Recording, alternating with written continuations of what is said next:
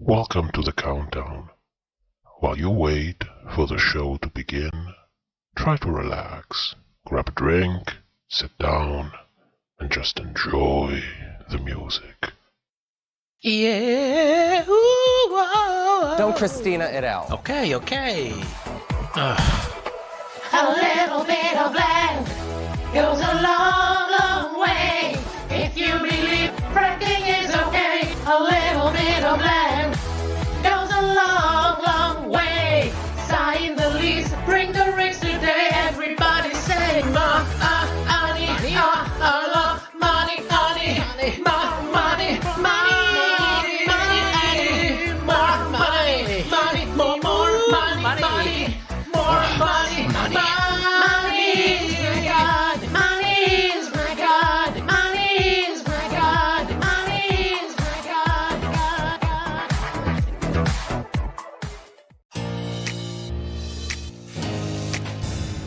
She looks metallic. Though I can't quite recall overnight sensation.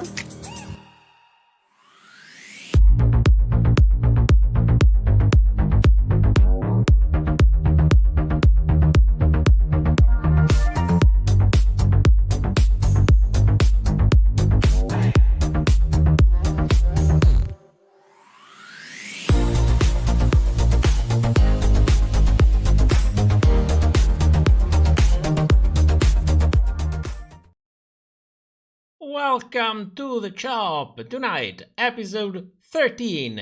It's time to continue to shit on Loosey because why not? She is the villain after all, isn't she?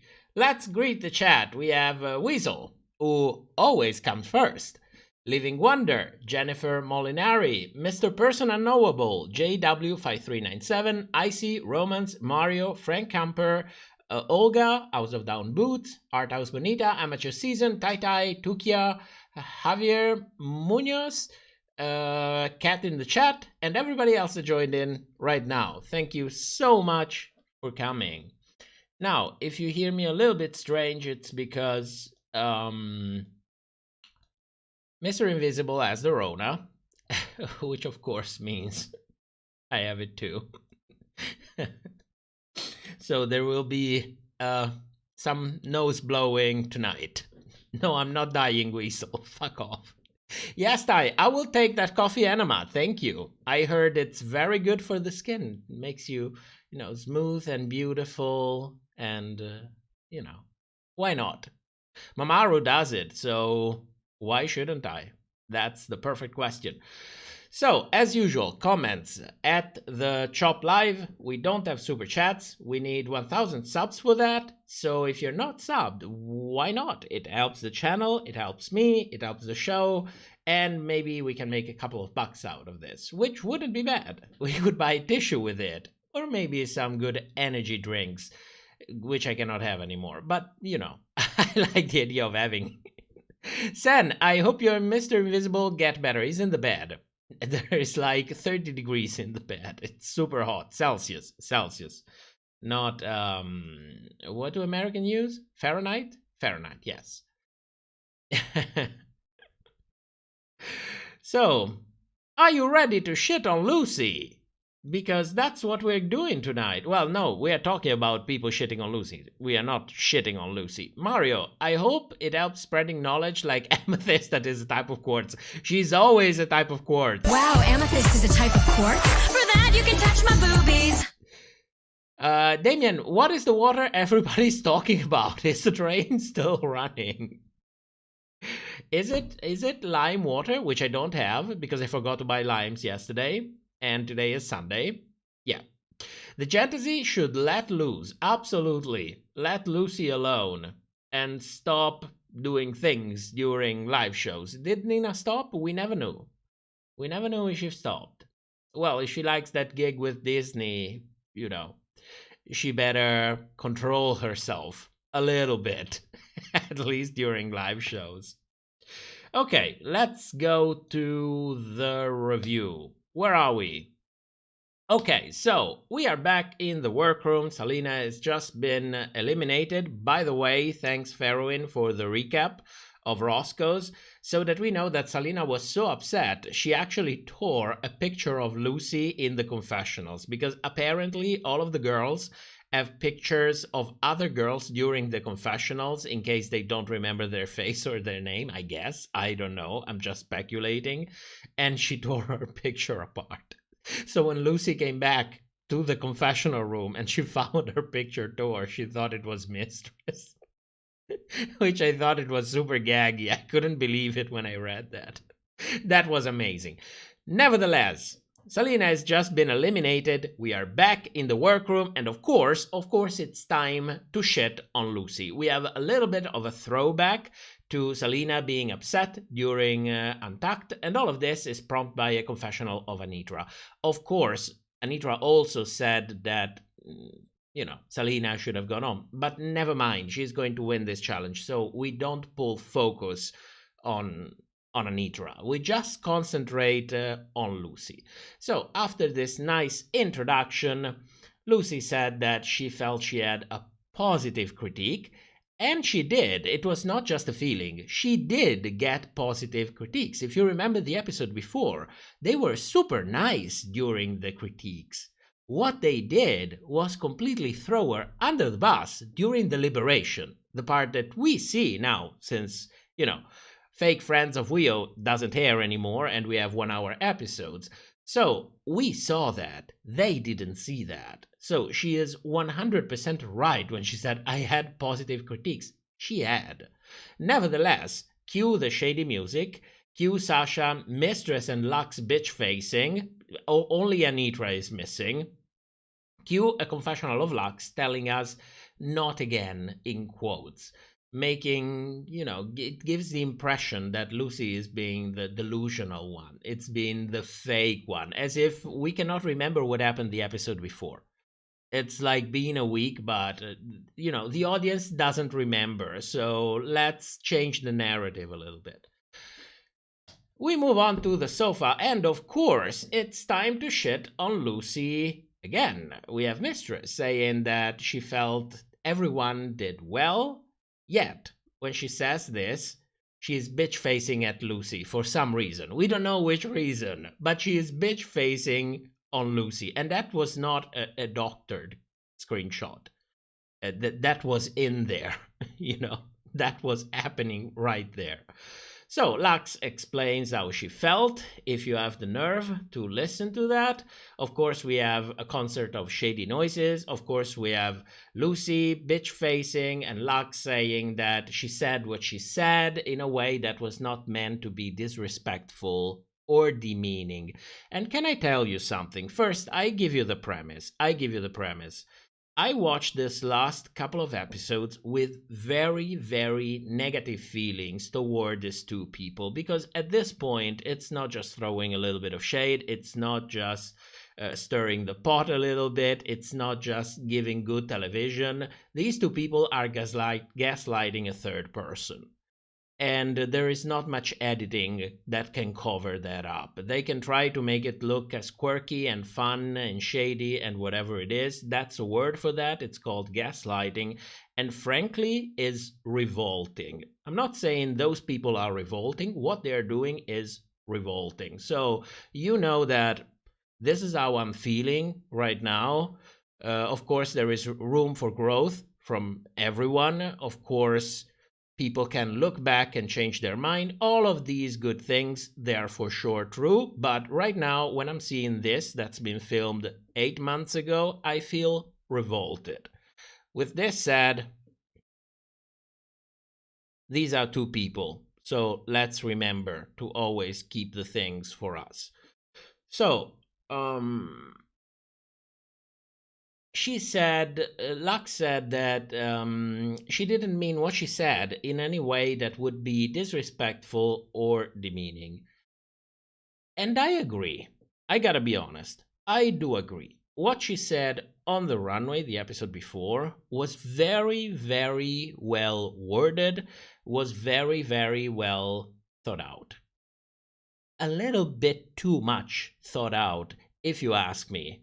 almost calculated, but it was certainly not disrespectful or demeaning. It was shady. It was not disrespectful.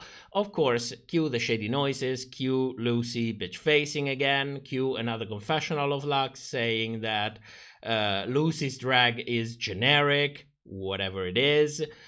Cue production throwing everyone under the bus, because in all of this, production doesn't give a shit. They have a narrative to push, which is Loosey is a villain, Loosey is delusional, but they are not making the other two look so nice after all. And I'm gagged by it, because this shit should not fly.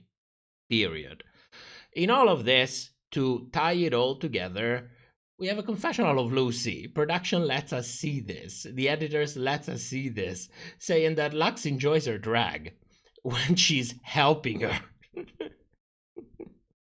Which makes a perfect sense.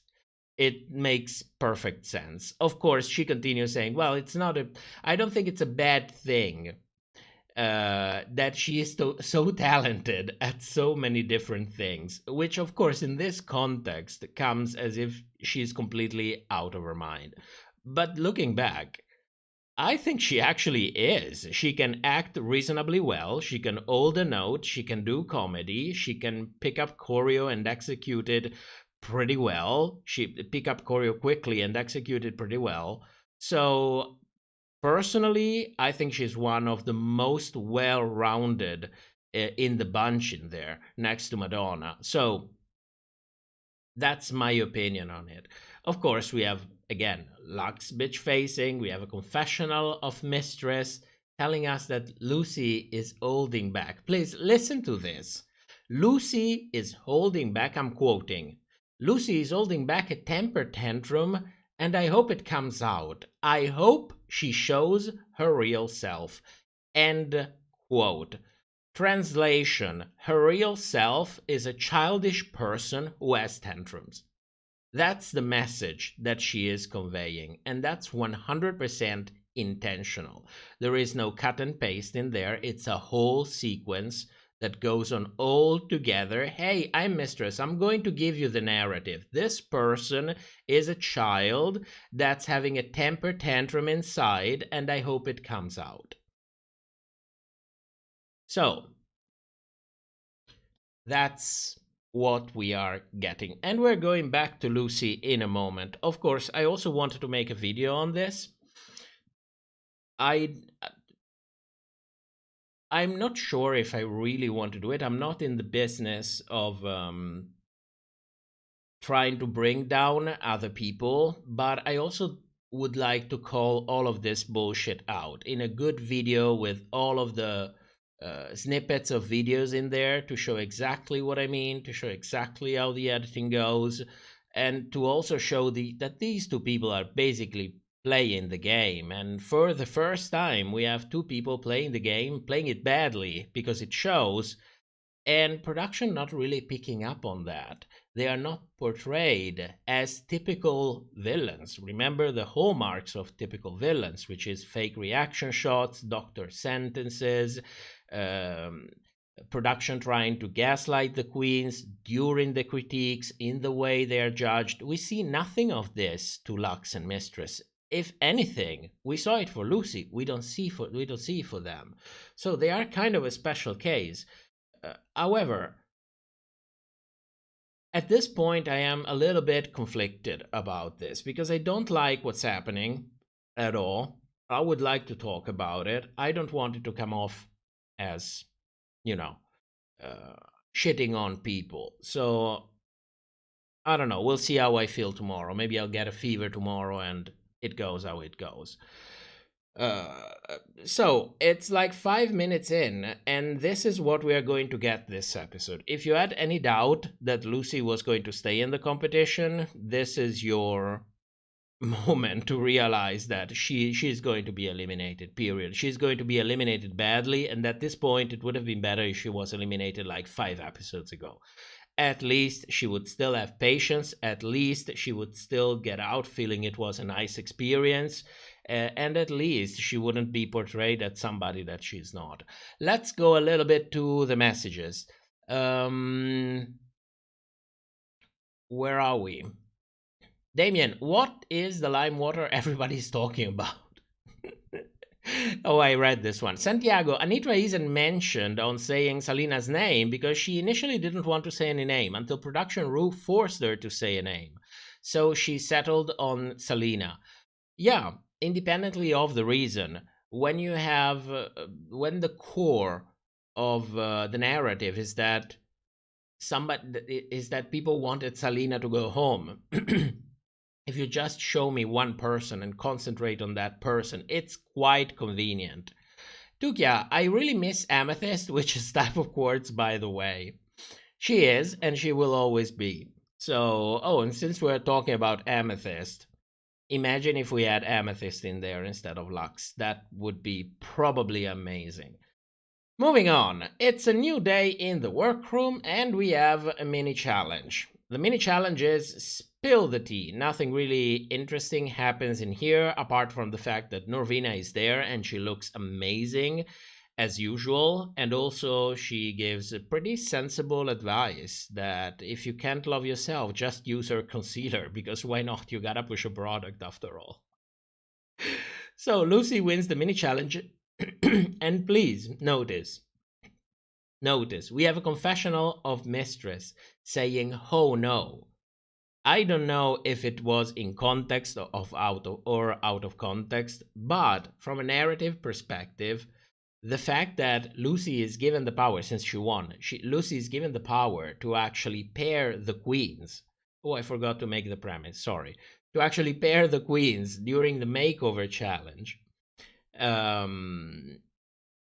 It works in the narrative that Loosey is going to try to screw over people. So it gives you already this little bit of priming. Loosey won. Loosey will pair everyone. Loosey will try to do something that it's not nice with it. So what happens exactly when these girls actually come in and Loosey starts pairing them up? Well, first of all, she gives she picks a girl for herself, and then she picks a bigger girl, a Latina girl, and she pairs her with Mistress. And frankly, she also kind of looks like Mistress. So we also have a confessional of Mistress telling us that, well, she's kind of being congenial, Loosey. That's really nice. It is nice, because that's what she's actually doing. She's helping her. Then after that, we have, she pairs Anitra with a girl that is visibly of Asian. Anitra as Asian ancestry. So there again, we found a pairing that is actually helping somebody else. So at this point, we have a white big girl and a black thin girl that are left. So Loosey pairs the black girl to Madonna, and immediately we get a confessional from Lux telling us that, oh, Loosey is trying to get revenge on me. Oh, she didn't give me the only other black girl in the room. Quote, that's fucked up. That is the narrative that's what's going on in her head. You know, if there is a black girl and it's a makeover challenge, a resemblance thing, she should get the black girl. Because if she doesn't, then it's fucked up. Because it's revenge. And at this point, I don't know how much of that is a narrative pushed by production or a narrative that is actually pushed by Lux herself. Because in all of this, there is also a second explanation that nobody really hinted at least not in the main episode.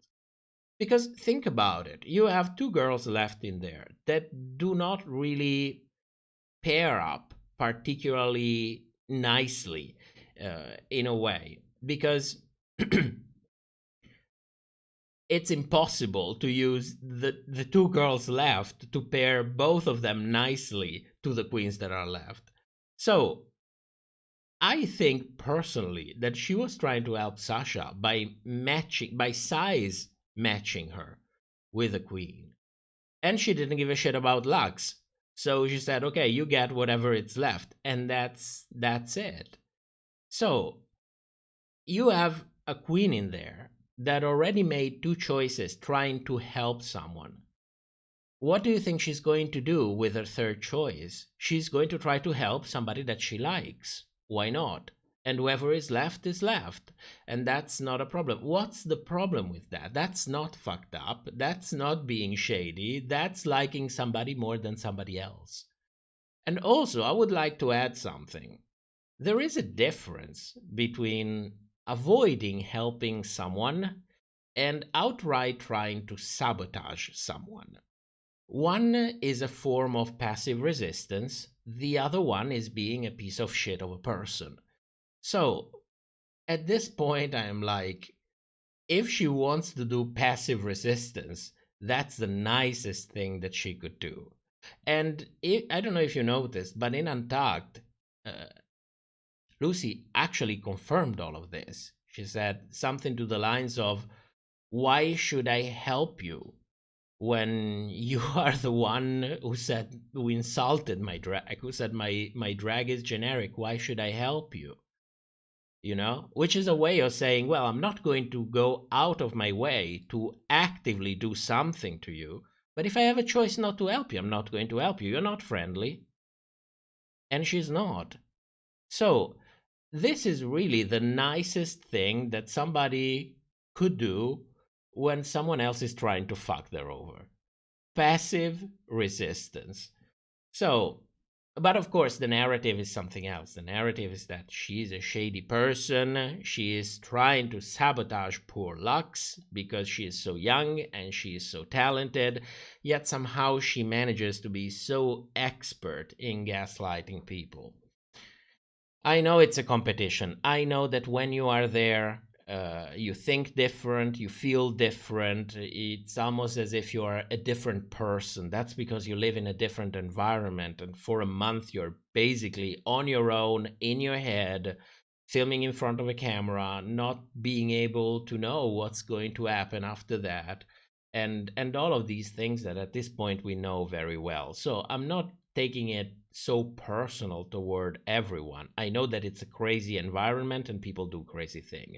Nevertheless, I watch the end product and I get an idea of the way you reacted in there. And at some point, you know, decency, it's not something that goes away under pressure. It stays there. It's a basic trait of personality, if we want to say it like this. So I bet that probably outside of Drag Race, both queens, and I'm talking about Lux and Mistress, are able to carry themselves much better, especially if being not passive aggressive is something that they had to learn, which is a step forward and it's commendable. But that's when you actually see things how they really are, when people are pushed under pressure. So, yeah, as you can see, I'm still battling with all of this. Tukia, Lux always talks about how good she is. Then it should not be a problem to make someone over, to make over someone, no matter which skin color that person has. Yes, absolutely. Absolutely. No matter the skin color, no matter the size, as the judges are going to say later on, family resemblance is much more than just looking alike. It's a thing that goes all over. It's about attitude. It's about somehow matching outfit, which don't really look the same, but you can recognize that they are connected in a way. And the same goes for the whole performance. But yet again, we have a person in there who is carrying a narrative, knowing very well that that narrative will be picked up at this point. So, you know, at this point, I'm like, you are clearly not stupid. She is clearly a very smart queen. She is clearly a very smart person. Nevertheless, I think that the shit that is happening, it's pretty evident at this point. There is not much editing going around that. If anything, the edit is actively helping them. So, you know, it is how it is. Personally, I can tell you, I did not enjoy watching this episode. It upset me. It always upsets me when I see things like these. Because basically you have these two people trying to convince a third person that she is fake, that she is lying, that she is trying to sabotage people, that she is not as good as she is. Yet, every time you punch through the edit the tiniest bit, which is not difficult, you find out that you have a person who really has many different talents. Yes, of course, she doesn't excel like crazy in all of that. It's not like Loosey is that queen that, oh my god, she's the queen of queens, she's the new RuPaul. Let's be realistic. No.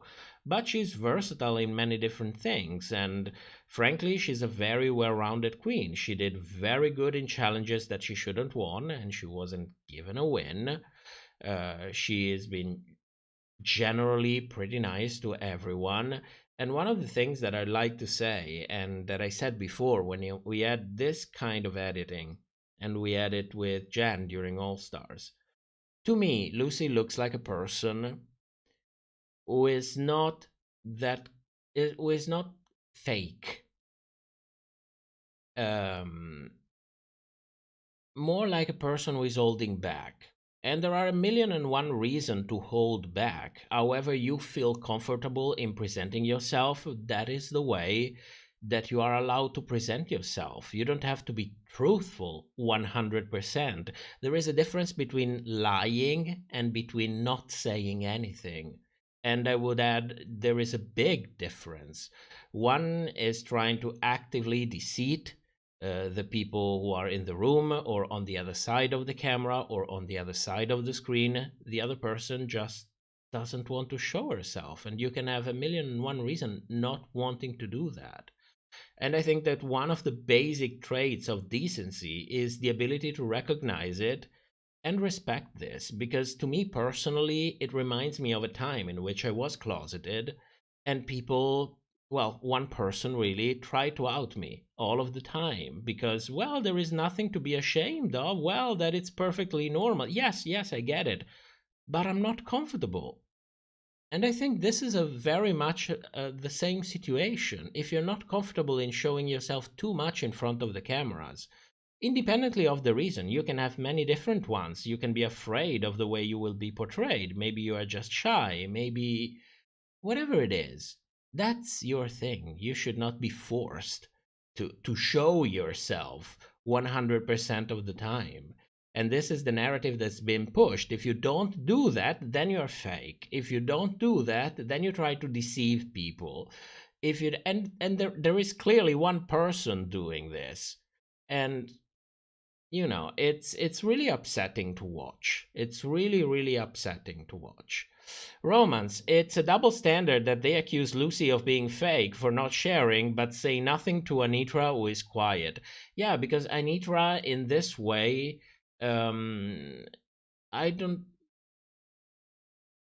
What's the word? She thinks more on her toes. I think that's how you say it. She's quicker to realize this kind of game, the kind of game that's being played in there. As we're going to see, Loosey's going to realize that as well. But it only happens by the end of the episode. It doesn't happen right now. So, at this point, we have a bunch of yada yada with Mamaru, I think. No, with the queens and their daughters. And we have this tiniest section in which Mistress kind of points out that while everybody is connecting with the guests, Lux is really concentrating on the work. And it almost feels as if she's throwing her under the bus because she's making the audience realize that something is wrong. But make no mistake, this is for narrative purposes because, as we're going to see, at the end, she is going to be in the bottom. So somehow you have to justify that. But in no way, shape, or form, it's used as a way to change her headed, to change her perception. Make no mistake, she is the young and talented, one way or the other. But you gotta justify the fact that she's going to be in the bottom instead of Mistress. So that's you know, that's what's going on. My God, this episode was so. Where are you? Where are we? Here. Okay, so we're back in the workroom. Mamaru is doing her runs. She's stirring the pot a little bit. And she is like, she's nice to everyone. She listens to their stories. She gives advice. It's kind of refreshing to see Mamaru actually being helpful in the workroom, because you don't see her doing that much. She used to do it a lot in the very first seasons. Later, it's mostly to stir the pot. So she's nice to everyone. Apart from Loosey, of course, because there is always time to shit on Loosey. So she tells her that the 2 contestants said that she should go home. So what did that do to your psyche, Loosey? That's what she says. What did it do to your psyche? And Loosey said, I didn't give a shit. Of course, we have a confessional of Lux saying what? Because, you know, we have to continue this ongoing, not fight, how is it called? Antagonism between the two. That's part of our narrative. Lux is the victim, the poor victim, and Loosey, of course, is the villain. So somehow production decides to show us an explanation from Loosey. What did she mean when she said, I didn't give a shit? Because clearly she gave a shit. We all saw that. So she explains, and she said, well, I was surprised, but at the end I decided that getting angry about it was not going to help in any way, which personally I thought it was very sensible and very smart, because really getting angry about things, that it never solves any problem. If you can push that aside and channel whatever energy you have going on into something productive, that's the better thing. So the editors let us see that. They could have easily edited that out, but we see that. So make of that what you will. I will tell you during the finale. So, of course, after the explanation of Loosey, we have another confessional of Lux telling us the real tea. And the real tea, according to Lux, is that Loosey is hurt about her comment, and she set me up to fail. Because, of course, self-centered much. And that she adds, if you try to screw me over, it will never end well. Which, I guess, maybe it's something that you say. I don't know. I have no feeling about this. I'm still thinking about, she tried to set me up. And I'm like, you're not that important that people would actually put effort into trying to set you up. She had a choice. She decided to help the person that she liked. Period. That's how she is. That's what happened. Nothing more, nothing less. If she really wanted to screw Lux over, she could have given her the teacher that she assigned for mistress. That would have been perfect. That would have been perfect. So, yeah, I'm not feeling it tonight. I don't like this kind of bullshit. I really, really, really don't like it. When you take advantage of somebody's vulnerability in order to change the narrative and try to convince them of something that it's not real. I mean, I don't know the reasons why people would do shit like this. I am open to listen. I'm open to understand, but I still don't fucking like it. I still don't fucking like it. So, and that's the best that I can do about it. And I think it's more than enough. So, it's time to prepare for the challenge. And it's time to shit on Loosey again. Of course, for some reason, Mistress's daughter asks how many challenge win everyone has. Of course, it was not prompted by production or by Mistress. It's a total natural question. It came out naturally. So, at this point, it looks like Loosey is finally starting to pick up which kind of games is actually being played in there. And so, she decided to finally actively fight back. It's no more passive resistance, it's actually fighting back. You are being aggressive toward me, I'm going to be a bitch back to you. And she said, well, I have 2 maxi challenges win and 3 mini challenges win. And I was living. It's like, you provoke me, I'm going to provoke you back. Let's see what happens. Let's see where we go with this at some point. Because I think she understood she was going to go home at this point. I think it was pretty clear. She didn't have any doubt about it. And she was like, you know what?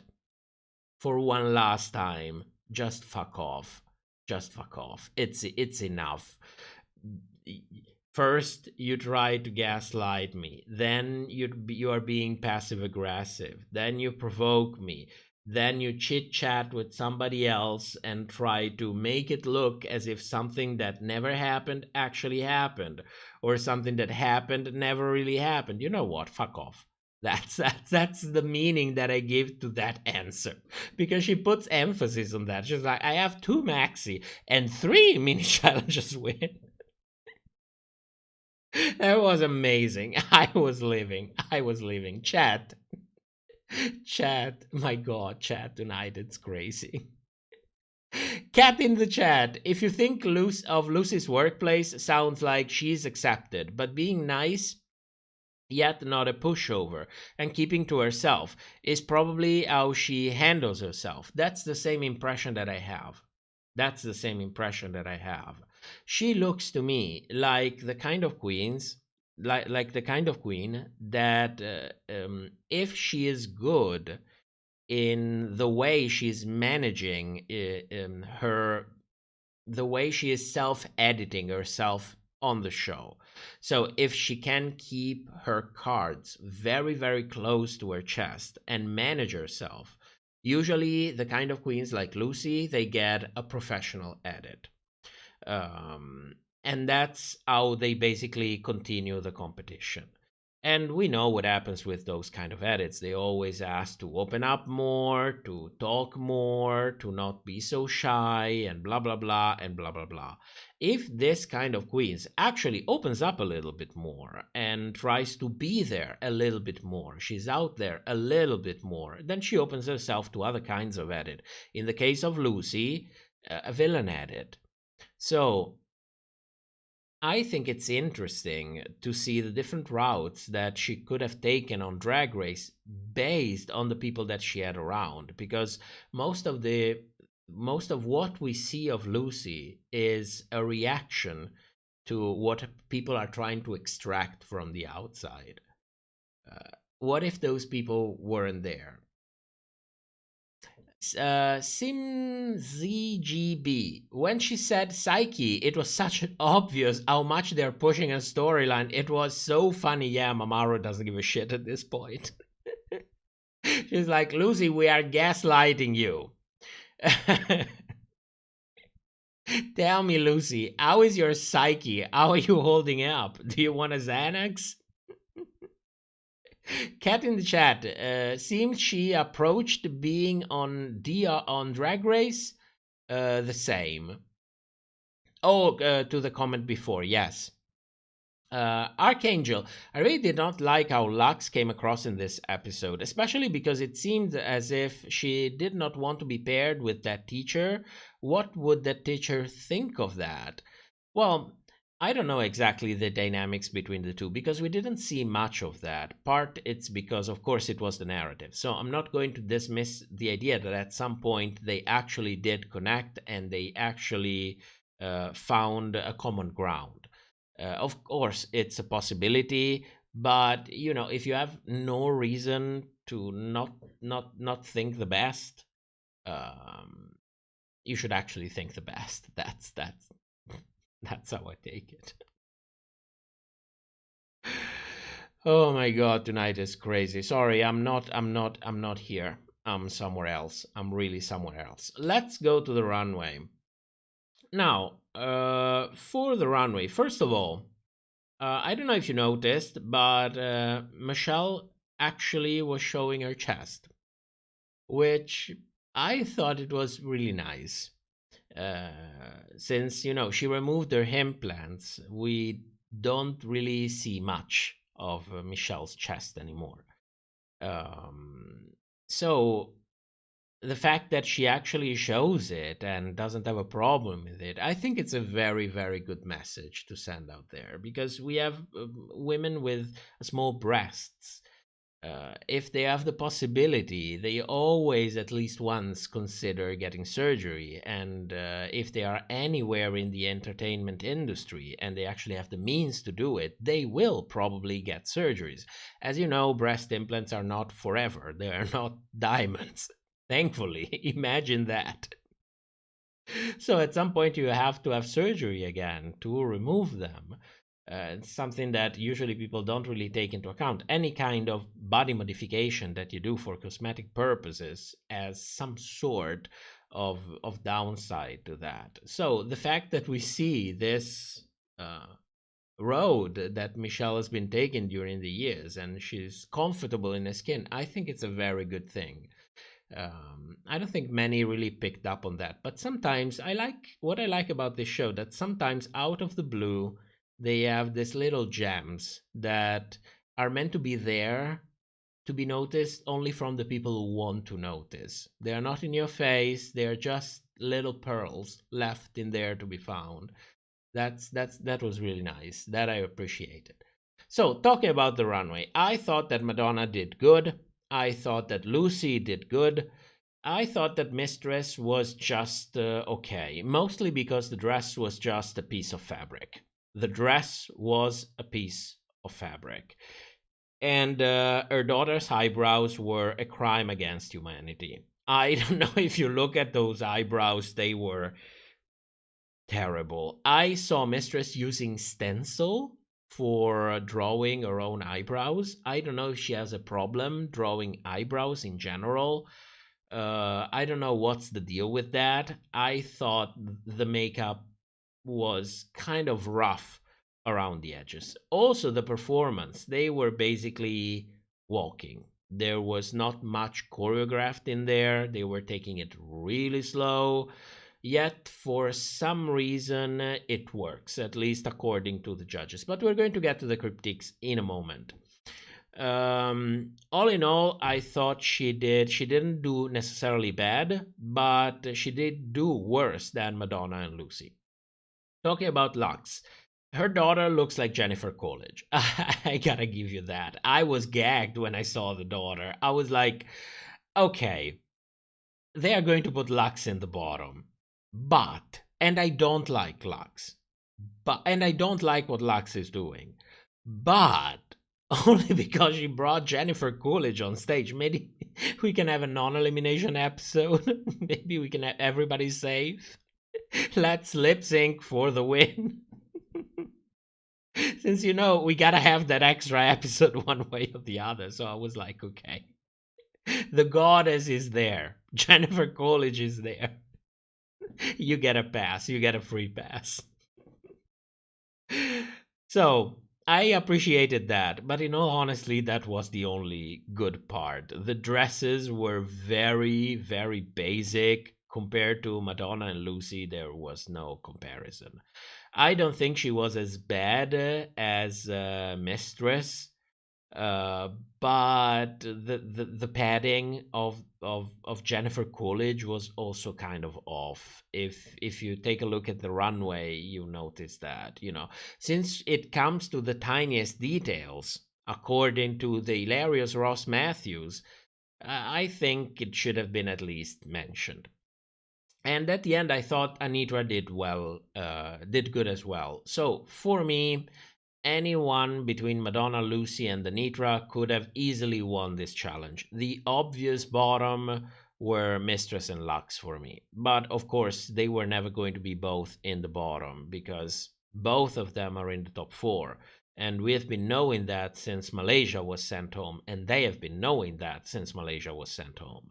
So, of course, they're not going to be both in the bottom. It's either one or the other next to the villain without a victim. Even though, Lux worked really hard to try to build a victimhood narrative, but production didn't pick up on that. Which I thought was super gaggy. It was super gaggy. And if you're wondering why, well, that's because we only have one winner for this season, and that's Madonna. Let's move on to the critiques, shall we? Shall we? Bullshit. Bullshit. Bullshit. That's bullshit. Bullshit. Bullshit. That's a joke. Every fucking time. I was being realistic. Realistic with bullshit? Girl, bullshit. You are a fucking liar. Let's have something to drink before we start, my god. Oh, this is such bullshit. Okay, let's begin with Madonna. Ross. The resemblance was done in a smart way. It was not just materials and cutout mirroring each other's, but also the proportion of the padding is similar as well. I agree until a certain point. I think Madonna did really well, but the padding is it called padding of the breasts? No. Is it called implants? No. Breastplate. The breastplate was really, really off on her daughter. They looked like grandma's tits. They were so low, and I don't understand why. I like to believe that maybe the teacher was not really used to breastplates, at least according to her. She never really wore them, so maybe it was painful or uncomfortable. I don't know. But girl, those tits were reaching for the center of the earth. They were feeling gravity, and they were feeling gravity really badly. And I was like, why is no one saying that? Why is nobody saying anything? We can also make a joke about that. It's funny. Why not? Everybody knows that grandma's tits work with gravity. I don't know. Michelle. The synergy was connected. Now, I don't know if I fucked it up when I took the notes, or if she really said the synergy was connected. I think because I usually go word by word. So I'm inclined to believe that she said the synergy was connected. My God. Which is like saying the circle is round. And it's Michelle, you know. At least it's not the hilarious Ross Matthews. And Michelle continues, it was more than just looking like one another. So this kind of makes sense. It's a family resemblance. Everyone has to have their own style, but you still have to recognize that they come from the same drag family. So I think this, in general, it was a good critique. Worded well. Michelle's way, but you know, it is how it is. Moving on to Loosey. Michelle, I thought you did a cute job in the family resemblance. Cute. Imagine you go on a date and somebody tells you you're cute. Tell me how you think about that. So, you did a cute job in the family resemblance, but the fun on the stage could have been stronger. So the fun on the stage was not strong enough, whatever it means. Maybe it looked like they were really, really pissed, both of them. It could be. I don't know. We only see a snippet of what happened during the runway. And then Michelle continues, you were both doing something separate and it lacked chemistry. If it's indeed what happened, then it makes sense. They were not the only one who were kind of lacking chemistry. That also depends on how you define chemistry. Sometimes you have two people doing two different things, yet it works very well together because there is, guess what? Synergy, which is two different things that work well together. So, you know, but we gotta shit on Loosey one way or the other. So, that's what we get. Then we have the guest judge, who I forgot the name of, who disagrees with Michelle, and Michelle is like super pissed about this, saying that she loved Lala's walk, and she looked excited, and she felt the connection between the two, because Michelle is paid for, quote, judging. The guest judge is probably just paid to be there, so it's going to be honest. Then we move on to the hilarious Ross Matthews saying, quote, at this stage of the at this stage of the competition, it's down to splitting hairs. Like the shoes. If you would... No, I cannot do it. If you just would have stoned them just a little bit. And I'm like, the shoes. Ross is picking on the fucking shoes. Which, by the way, the shoes were different colors, because in case Ross haven't noticed that, there are two different color themes to the jacket and the dress.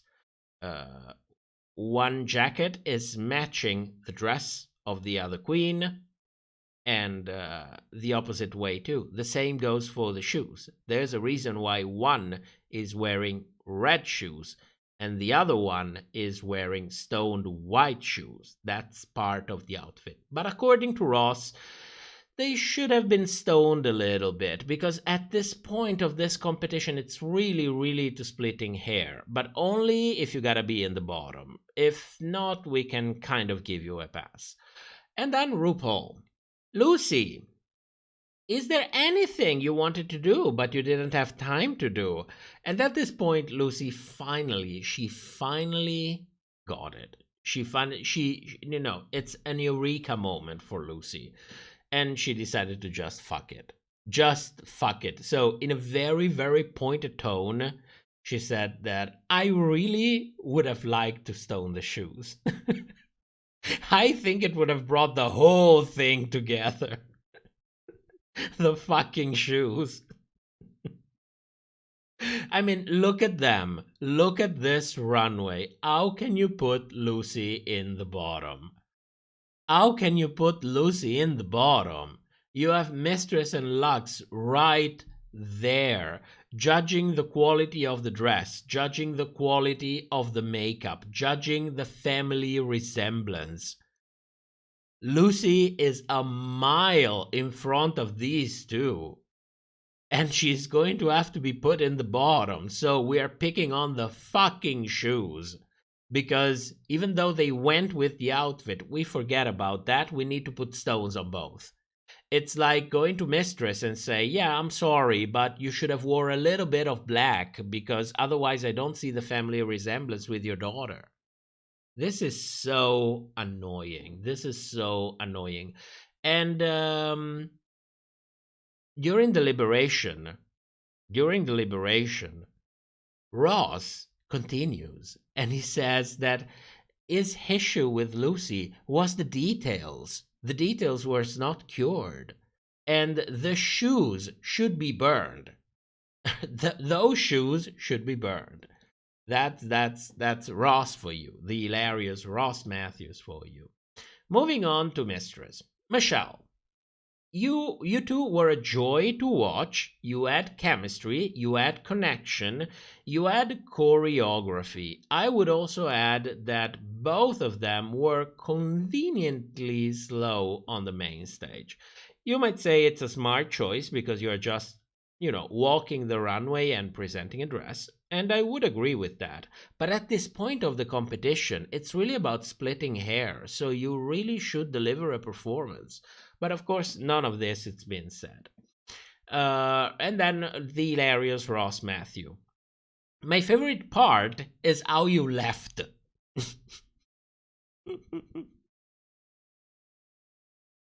It's like saying, what was the best part of sex last night? Taking a shower. That was the best part. Ross's favorite part is how they left, because they choreographed even the exit. So, of course, there is a reason for that. He liked the way they choreographed the exit. I don't know. I guess we have to find something nice to say. Of course, there is no mention of the fact that the dress is basically a piece of fabric. There is no mention of the fact that the two outfits are not really stoned, both of them. So since at this point it's about splitting hairs, that's a miss, probably. So there is no mention of all of this from the hilarious Ross Matthews. Instead, we have Amaru telling us that they are something else. What else? We don't know. We should probably tune in the next episode to find out. Moving on to Gaslux. Ross, the daughter looks stunning. The makeover is unbelievable. The makeup is unbelievable. I do agree. That's Jennifer Coolidge. I mean, Lux, if she fails at drag, if she fails at Drag Race, if she fails at being a decent human being after this experience, we don't know. We give everyone the benefit of the doubt because that's the nice thing to do. But in case all of that happens, I really, really hope that she goes into celebrity makeup artists. She really has a talent for that. She did an amazing job on that woman. It was really good. I will give her that. I will absolutely give her that. Michelle, the performance was fantastic, but there is no family resemblance, and then proceeds to list all of the things that look different. Of course, there is no words about the padding, because why add insult to injury? But during the liberation, she adds that Lux's dress was a collection of 3 pieces of fabric and 5 knots, which I thought was super shady. It was super shady. Why didn't Michelle say that in the main stage? Why didn't Michelle say that in the main stage? It would have been amazing. It would have made for a fantastic Untucked, because you know what happened during Untucked. I'm not even going to go through all of that because I am still pissed about what I saw again. But it would have made sense. Let's say it like this. It would have made sense.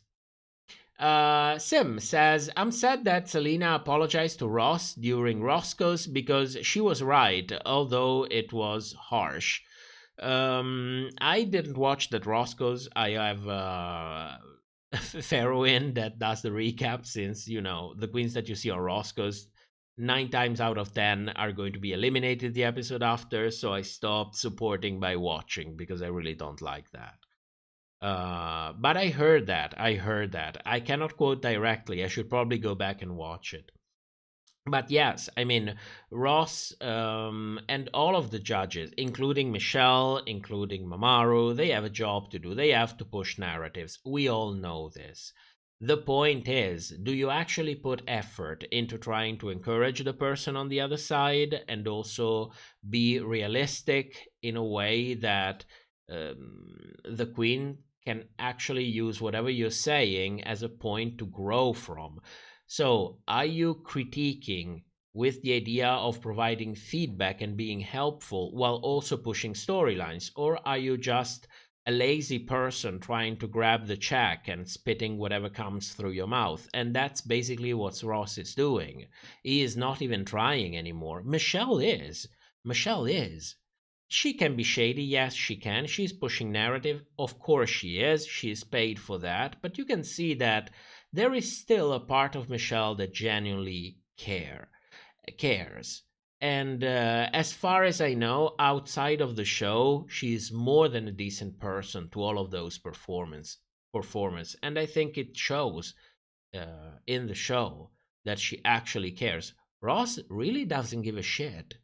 He will say, he looks like. He will say whatever bullshit it comes through his mouth to get it over quickly, to make it sound smart in a way, and he is saying nothing. He's never providing any sort of usable feedback. Much of what he says is actually something that you should not do in order to succeed, because it's going to create problems, because he looks like he has no real knowledge on how to actually critique those girls.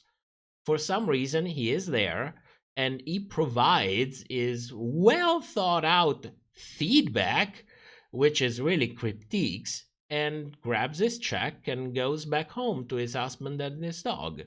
And that's it. And that's it.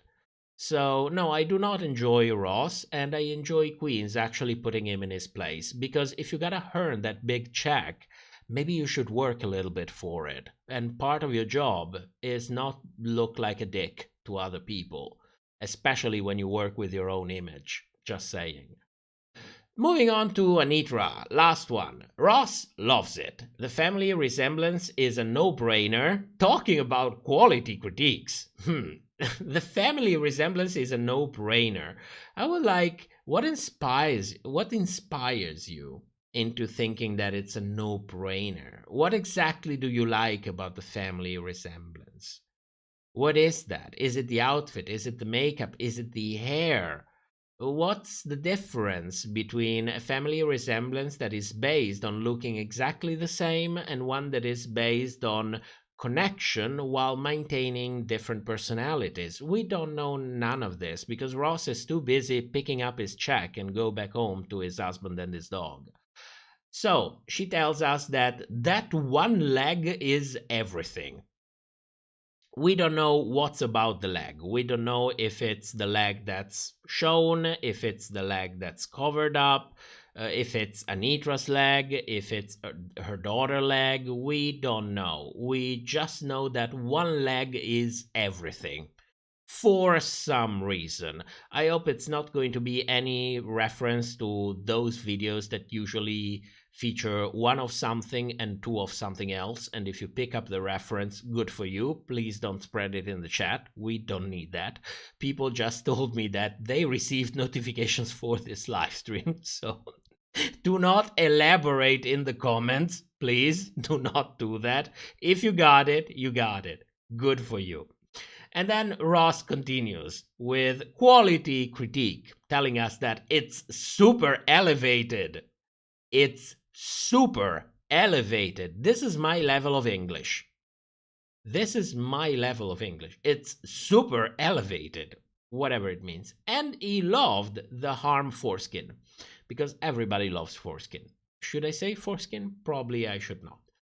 But he loved it. Whatever it is, he loved it. And he also loved that Anitra is pink and the daughter is black, because they can't be identical. They have to be different but related. And I'm like, they are basically identical. The outfits are not even symmetrical. It's literally the same outfit. I know, it looks amazing. They look fantastic. I like that. I just find it funny that Ross turns the table depending on who has to be in the top and who has to be in the bottom. It just doesn't, it doesn't think about this. It's like, what is consistency? I don't know. My name is Ross Matthews. It doesn't matter. And then I think at some point he also shaded some queens from earlier seasons. I don't remember who it was, but apparently it was about the difference in size. And the hilarious Ross Matthews was like, well, you don't need to have the same size in order to do well in a makeover challenge. It's not about that.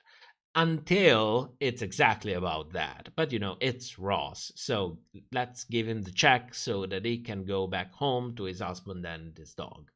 And then Michelle, saying that the way they choreographed, it was different from everybody else, and it just made sense. We don't know why it made sense. She doesn't go into details, so we are impervious to whatever Michelle is thinking, which can or cannot be a good thing. That's probably up to you.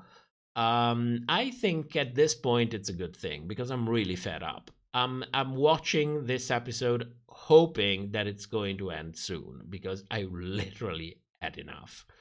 So, after deliberation, which offers us one of the typical Ross's expression on Drag Race.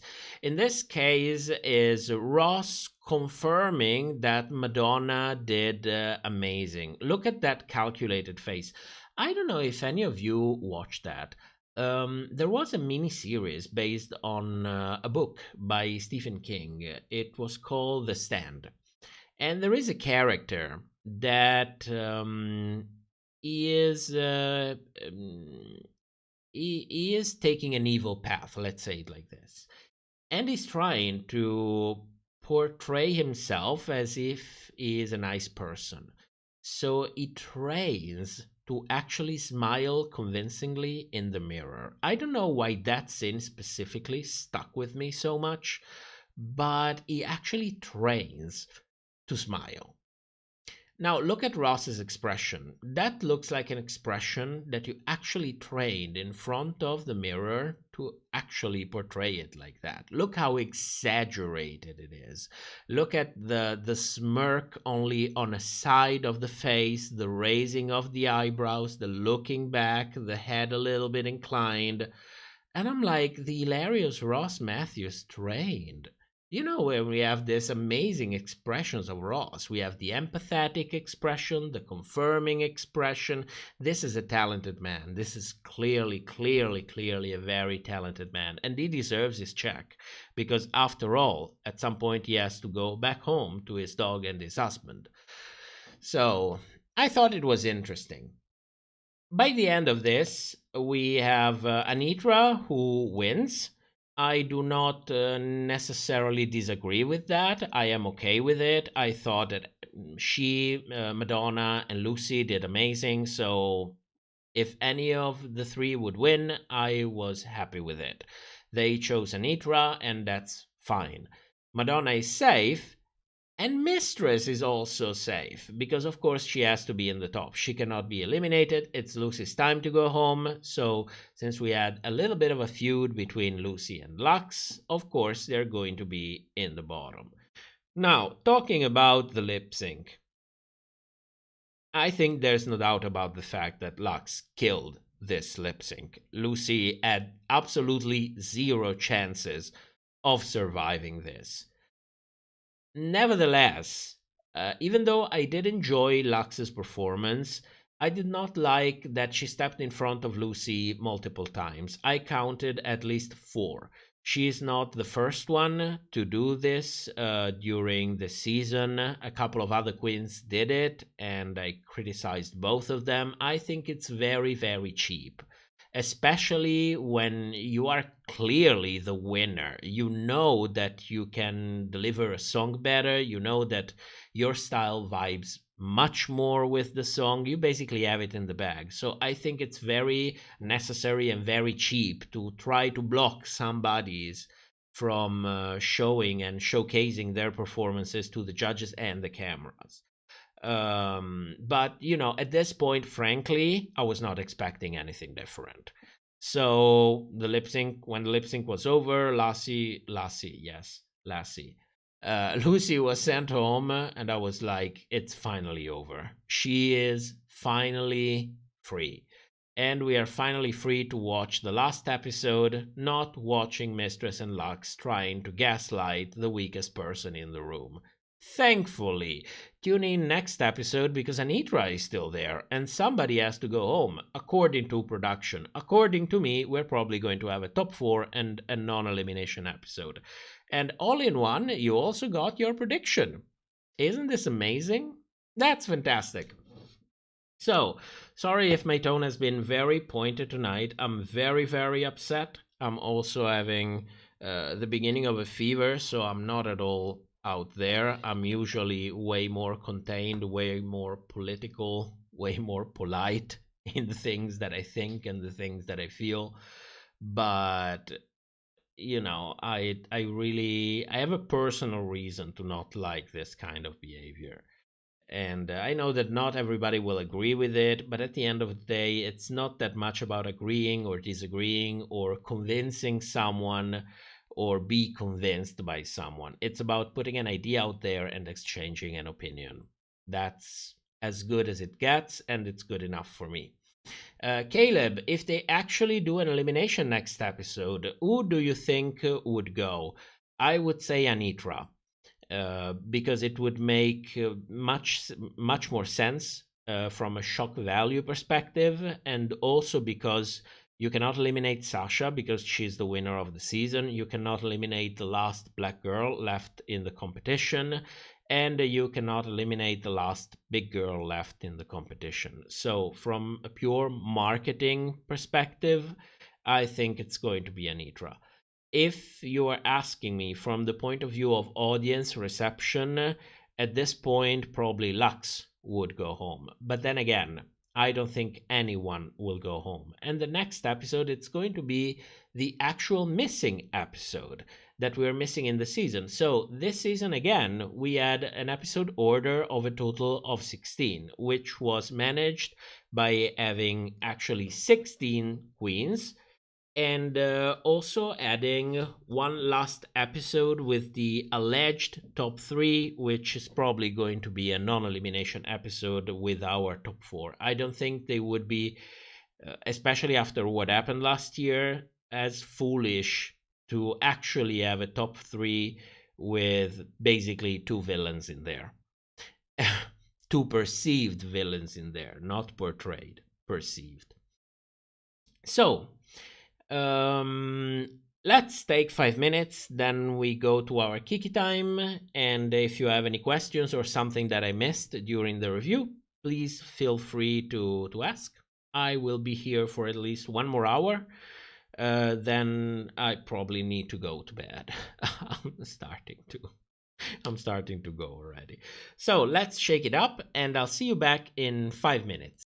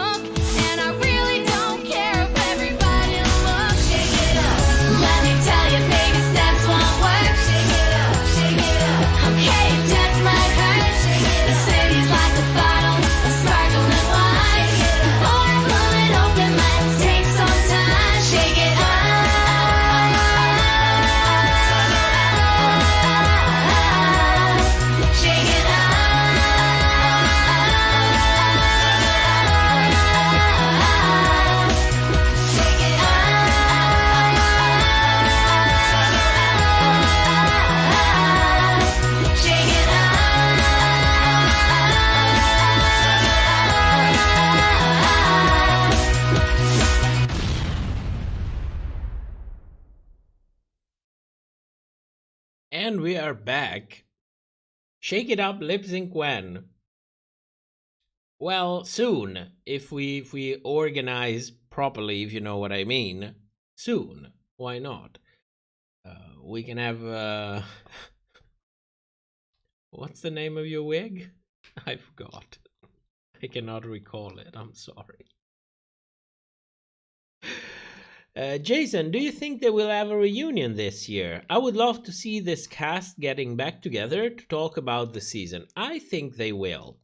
I think they will have a reunion episode that is part of the episode count. So if they indeed do have the 16th episode, which I think they do,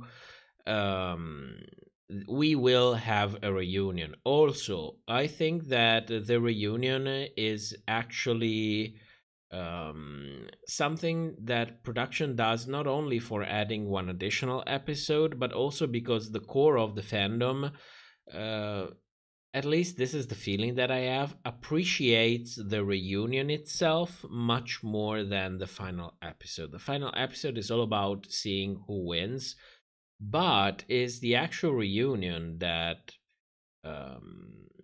is more interesting to watch. It's more interesting to see the dynamics after the competition is over. It's more interesting to see what the eliminated queens have to say, especially if they are pretty outspoken. So I'm really curious to see what Irene is going to say about that.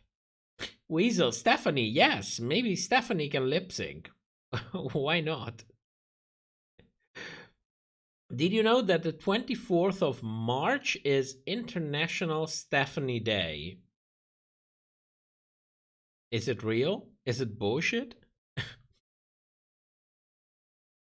It's a joke. I'm not catching the joke. Yes, it's a joke. Okay, good. Oh, good lord. Oh, it's real. What's a Stephanie Day? Now I have to Google that.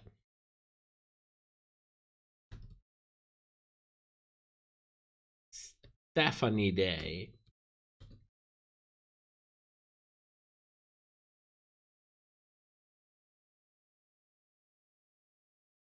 Stephanie Day, a working student data science. That's what I'm getting.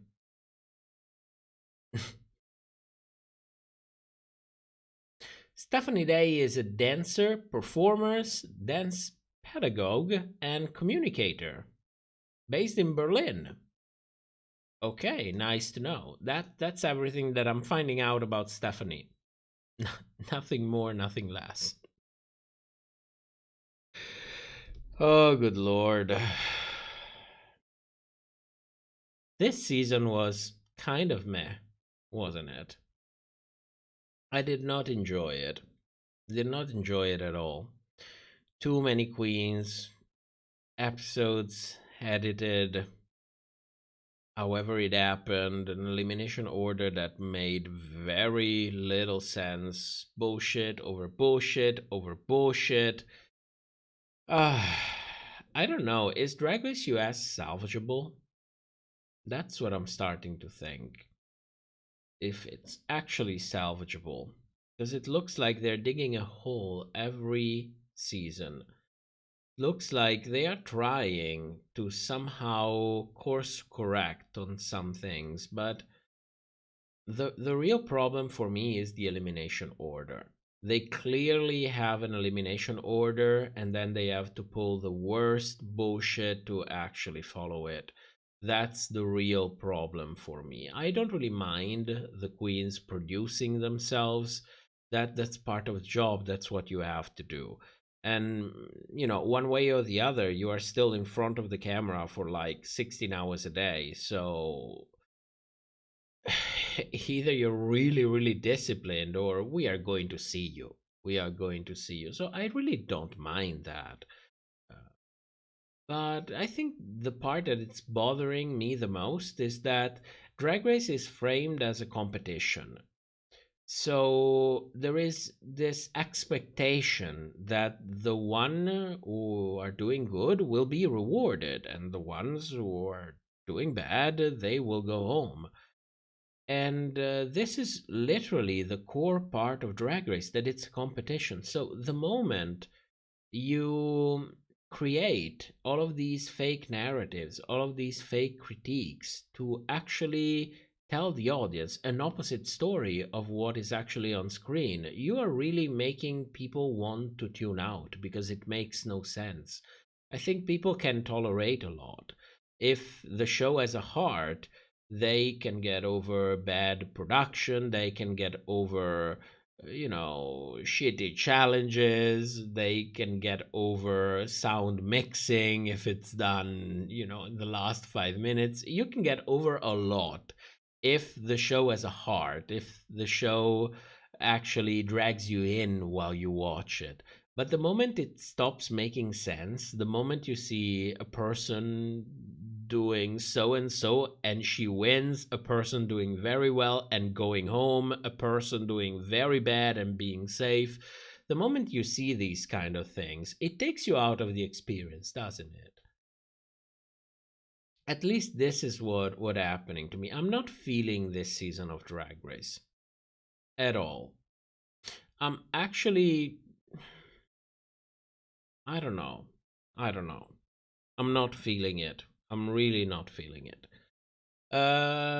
Sims ZGB, are you going to be doing the live for All Stars 8 once season 15 is done? Probably. Maybe just chit-chatting, maybe just, because All Stars is the way All Stars is. Last season, it was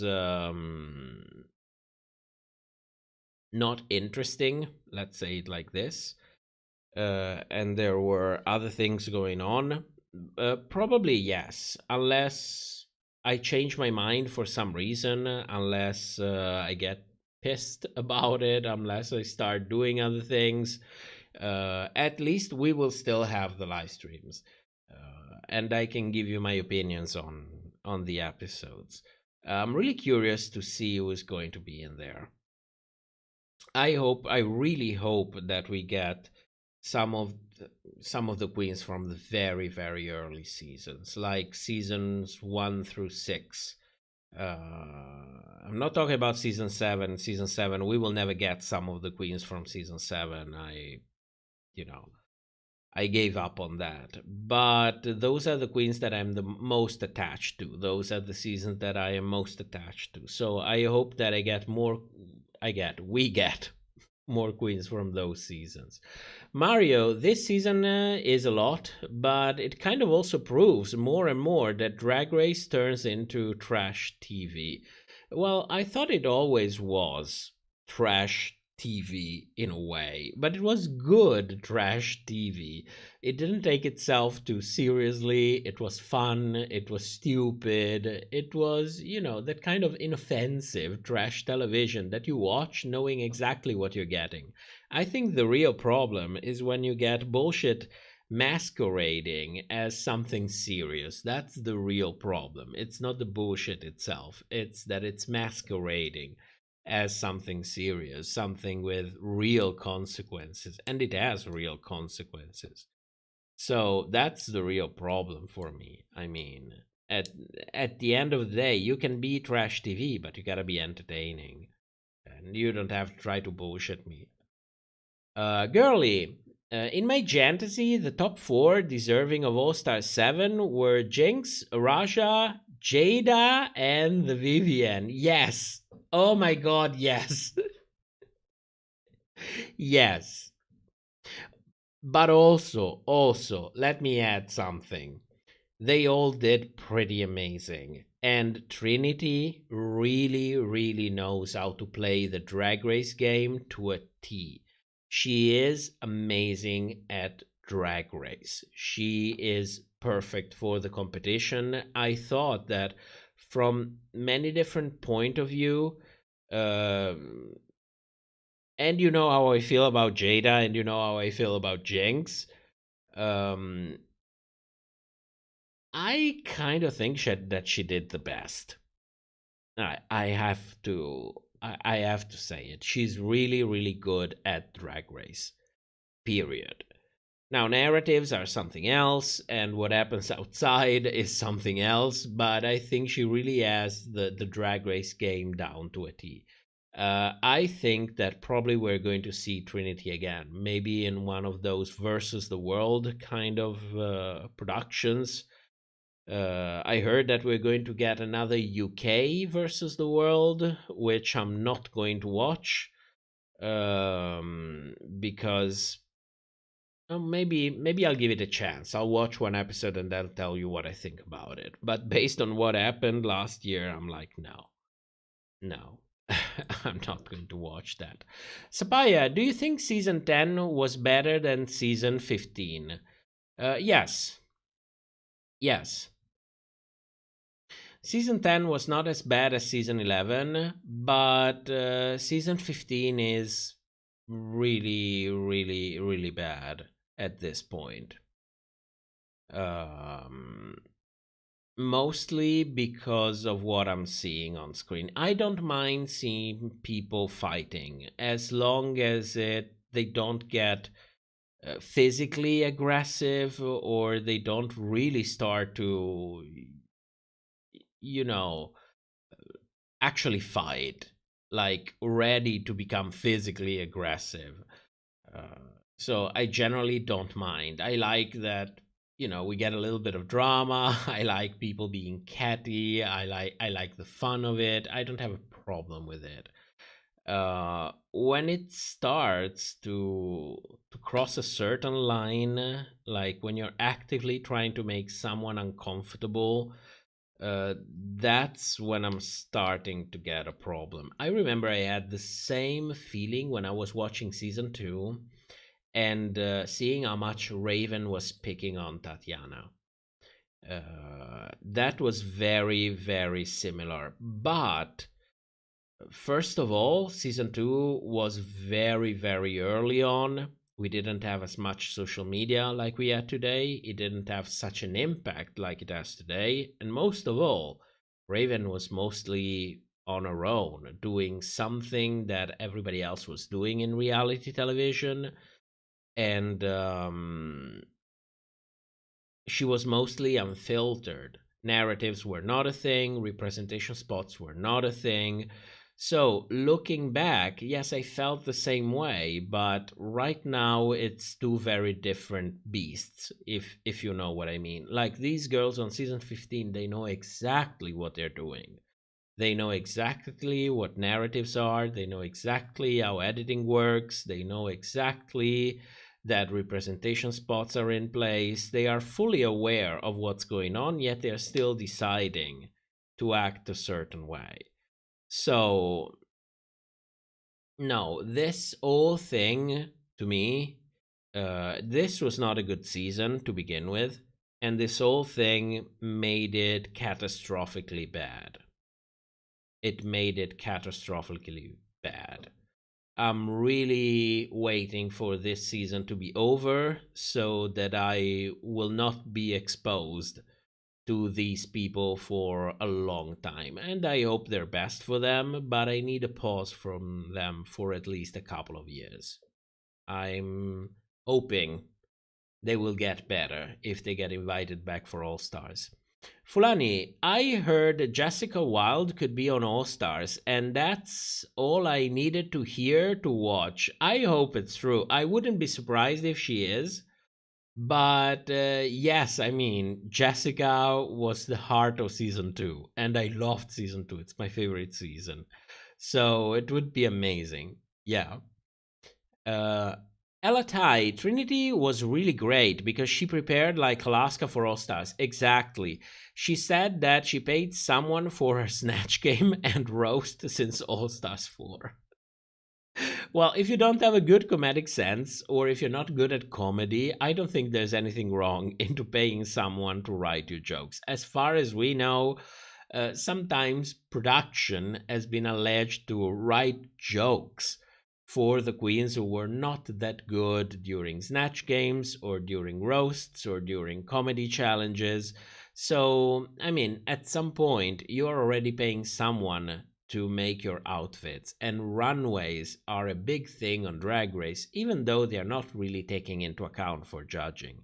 So if you can pay someone to make your outfits, I don't see why you cannot pay someone to write you a comedy sketch. Why not? I don't see the problem with it. Fulani, Raja was a makeup artist on Tyra Banks' top model show. She knew the game. Absolutely. Absolutely. I was surprised of the shit that went on with Raja and Michelle. That was amazing. That was amazing. I mean, I always say anything that comes out of World of Wonder, including fashion photo review, is basically, colluding with the show a little bit. You have to do it. Those are the ones who pay your checks. But I was really surprised by Raja. I was really surprised. It's like she doesn't give a shit anymore. And that's what I like.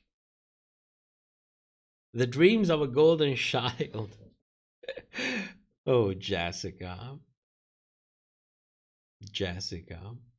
Jessica was such a missed opportunity. She should have been called for All Stars 2, next to Tatiana. It was really a missed opportunity. I mean, she's not ancient, but I have a feeling and the fear that if she really does come on All Stars, we can have a situation like with Ongina again. Of course, Miss Relatable is not going to be there to fuck her over, which is a good thing, but there's a time and the place, and this is a very different game than what it used to be a long time ago. And unless you were really, really, really young in those earlier seasons, picking up, it's not going to be that easy. And it shows, unfortunately. Damien, don't you mean golden shower? Oh, bless her soul. Bless her soul. Johnny, we still haven't had a big queen or Latin queen winner. We can give up on that. We can really give up on that. I mean, at this point, drag is literally everywhere. There was a time in Drag Race about, I think around season 8, when I thought that they would run out of drag queens to cast on the show. And then the show went completely mainstream, so we have way more queens than what we used to have at the day.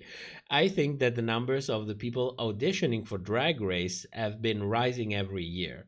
So, there is a lot of variety out there.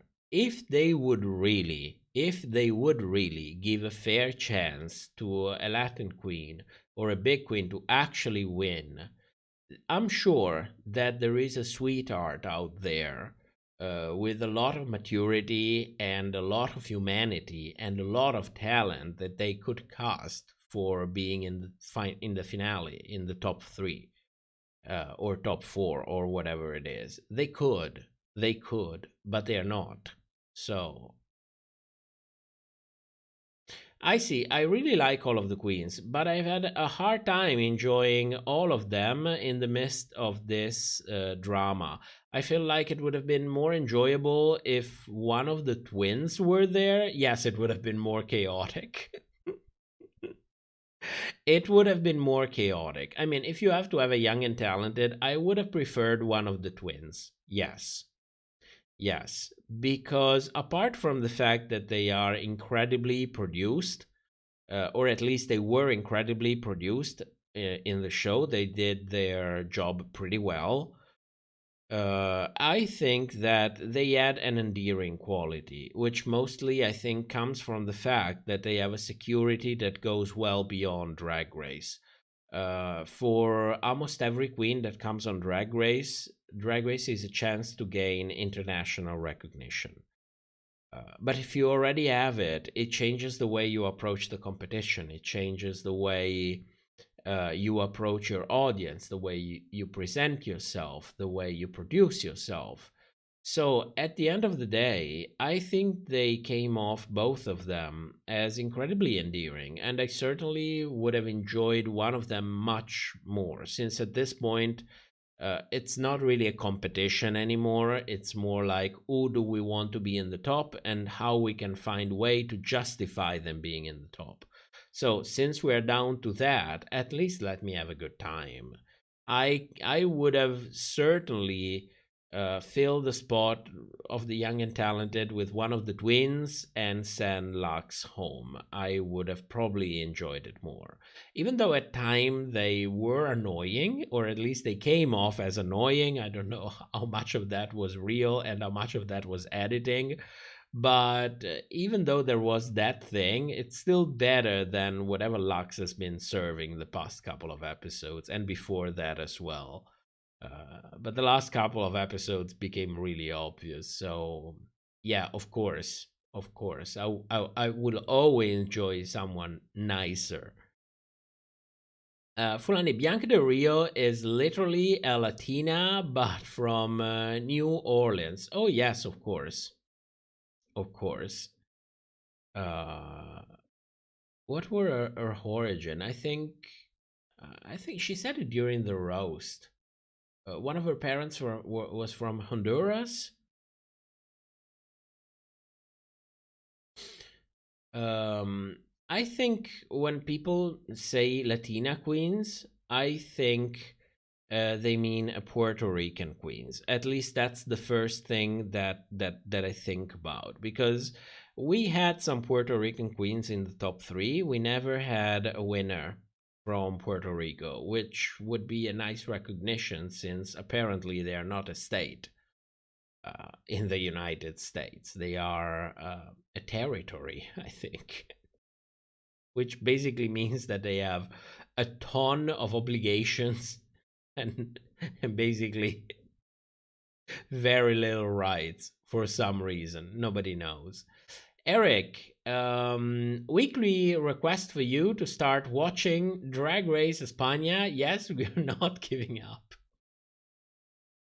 Which season? Pick up the best season with the best first episode, because I will watch a first episode. 1 hour of my time does not come at a premium. But if I don't get dragged in during the first episode, that's I'm done. It's a no deal. So first season, okay.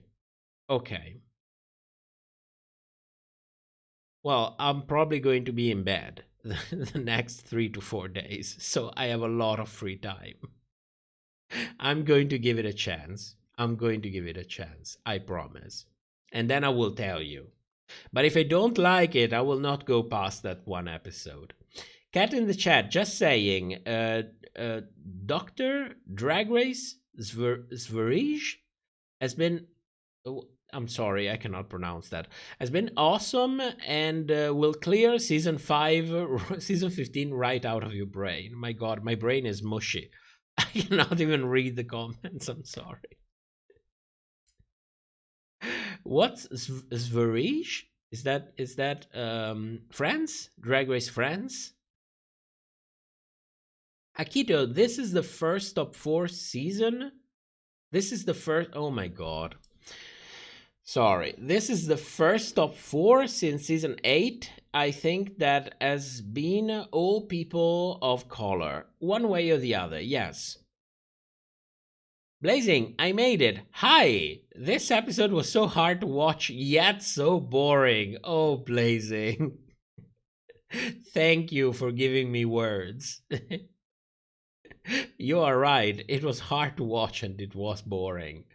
Girly, which queens would you bring back to be lip-sync killers on All Stars 8? Amethyst. I would bring back Amethyst. It's never going to happen. Well, of course, Jax. Come on. Of course, Jax. Not this season of All Stars, probably the next one. Amethyst for All Stars.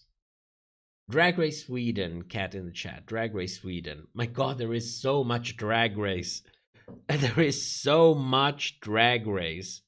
I'm also going to cleanse my palate with a little bit of Drag Race Thailand. It's time. It's time. This is the perfect week.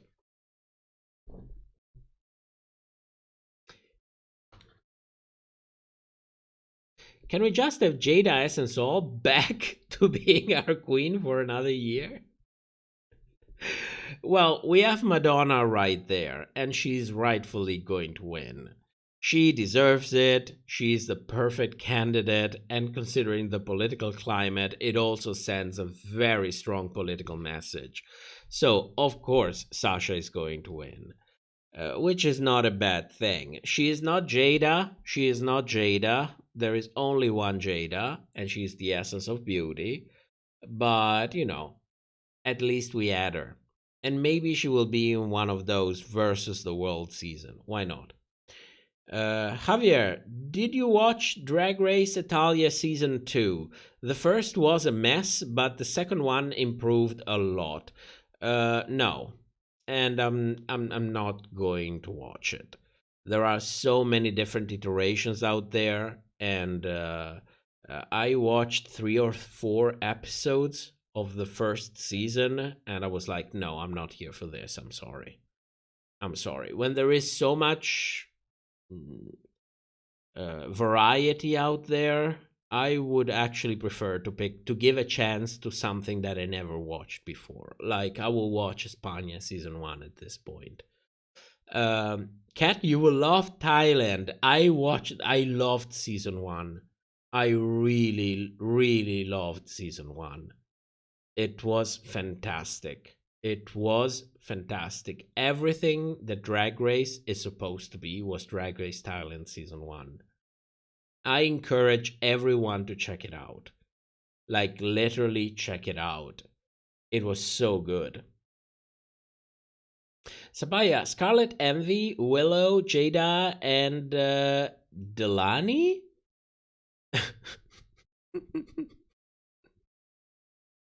Adore Delani? It's Denali, of course. I'm just...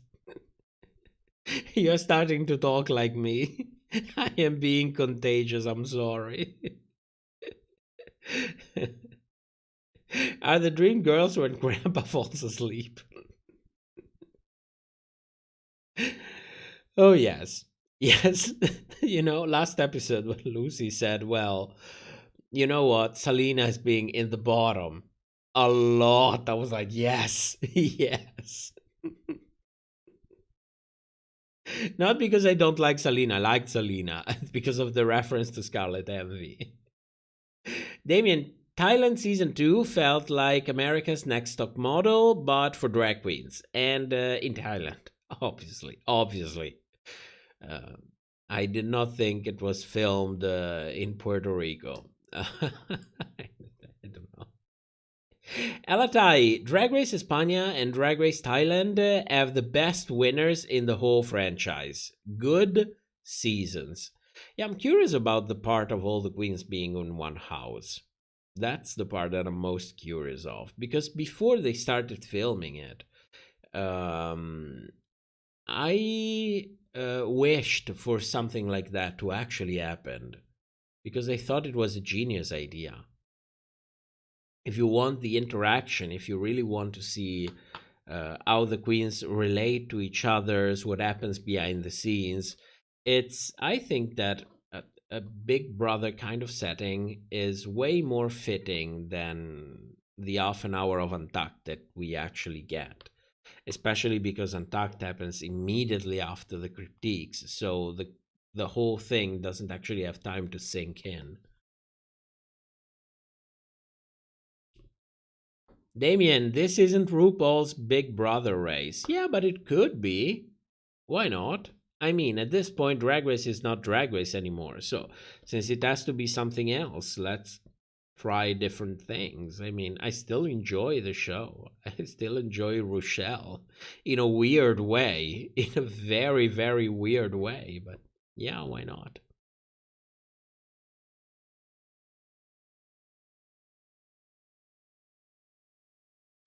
Kat, for your information, for everyone out there, I found all 8 episodes of season 1 Thailand on Sandra Christillin's channel. Excellent subtitles and notes on the culture.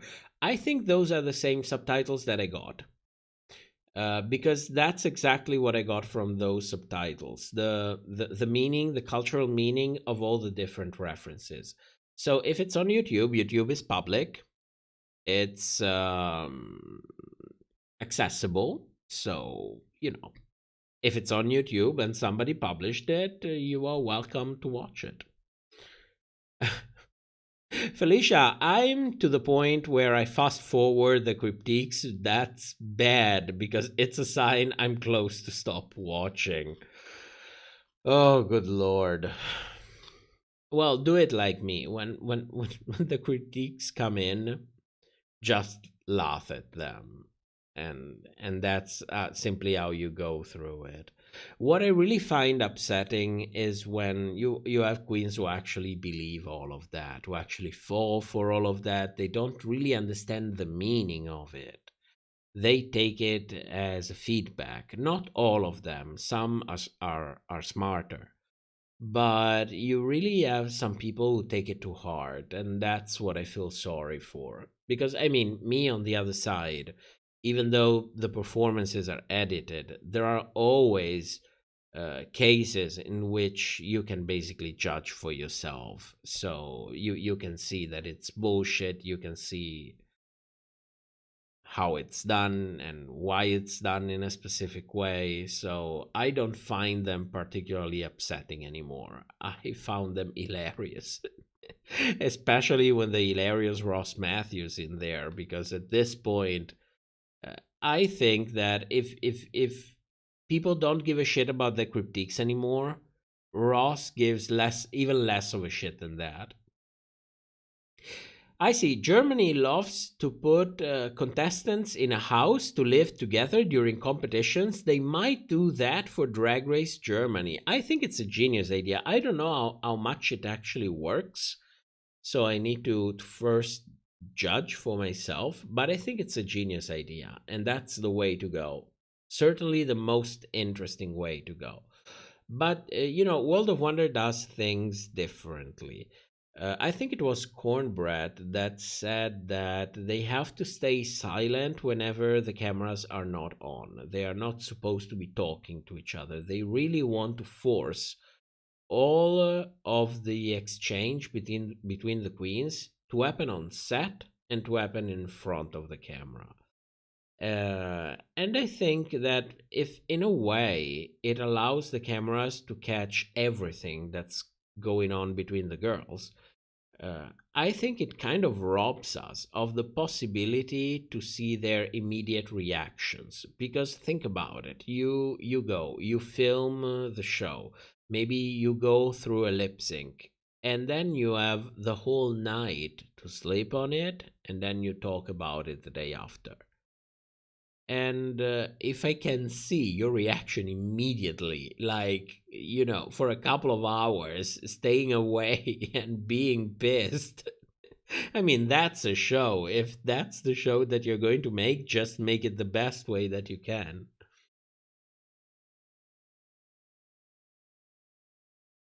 Kat, Sandro Christillin is on YouTube. No idea who they are, and that's pretty much the only videos posted. Well, if they reposted them on YouTube, maybe they have permission to do so.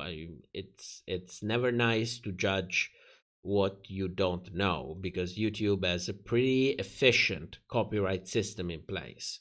So usually if you try to post anything that's more than a 10 seconds video, for example, you have a very, very good chance of your video getting copyright blocked, or at least copyright claimed. In some cases, if you upload full episodes, you could also get copyright strikes. So maybe he has permission, we don't know. Or maybe it's just the channel out there who is trying to spread the word, and the people who actually own the copyright for Drag Race Thailand are like, you know what? This is good publicity for the franchise. Let's leave it there. We don't know. But it's out there, so if you want to watch it, that's a very good suggestion. Girly, I would love for the show to do a tribute or reunion of season 2, 6, 9, and 12. Those seasons were amazing. Every season until season 7 was amazing to me. Many of the other ones were really good, but anything, I will literally take anything from season 1 through 7. Like anything. I loved all of them. They are where my Drag Race heart is. Fulani, quick drop on my birthday weekend. See you next week. Happy birthday. Birthday weekend. You take the whole weekend. That's amazing. Tai Tai, Jada called. Jada called Raja her spiritual guru in All Star 7. And where is the lie? Where is the lie? My god, I hope I age like Raja. I really hope that. Judging by how it's going, I don't think I'll ever get close to that. But is it my impression or my English tonight is more fucked up than usual? Because I have a feeling that I cannot talk properly. I cannot read the chat. I cannot. Oh, maybe it's the fever. Shit. We'll see. We'll see what happens. I will let you know. Can I tell you something honestly? As much as I don't like being sick, I do enjoy spending like 2 or 3 days in bed, just recovering, not doing anything. Like, not doing absolutely anything. Maybe not even cooking. Just let's order out for 3 days in a row.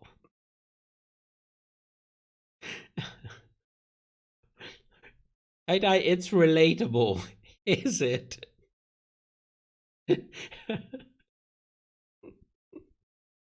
Well, as long as you guys can still understand me.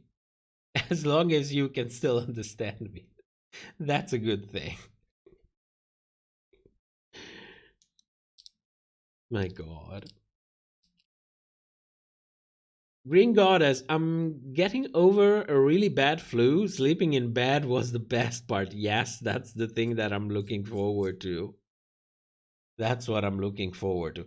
And you know, me and my partner, even though we live together, we actually never get to spend much time together.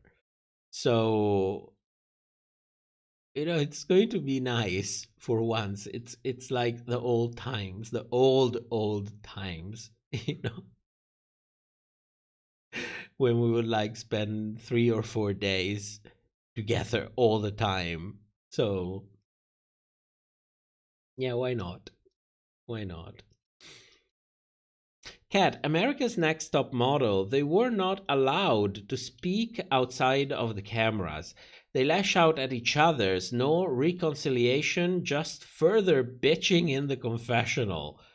Autopod stirring. Yeah, this thing of not... Remember, RuPaul also said it. If you don't say it on camera, it never happened. And that was at this point 8 years ago. So imagine how things are right now.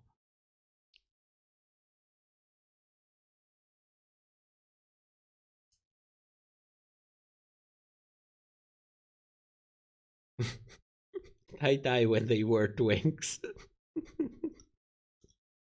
We were never twinks. I can assure you. We were never twinks. Yeah, maybe I was at some point. Mr. Invisible never. He was never a twink.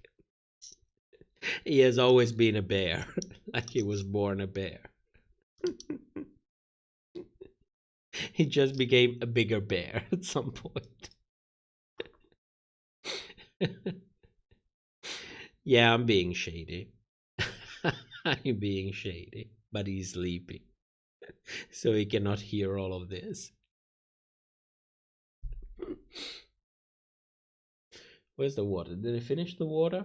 Water? Did I finish the water? Yeah, I finished the water. No, I'm not going to drink the glass cleaner. No, I'm going to wait. Weasel, not stop having a bear. Always. Always. I remember. One time I had a weird, not me. My mother had a weird relationship with her own perception of my intimate choices. Like, she was kind of confused because I used to have girlfriends at some point. And then I started having boyfriends. And at some point she asked me, because you bring home one, then you bring home two, then it's three, then it's four. At some point I brought home Mr. Invisible. And she looked at me and she said, bless her heart, she said, so, you like them big, huh? And I was like, yes.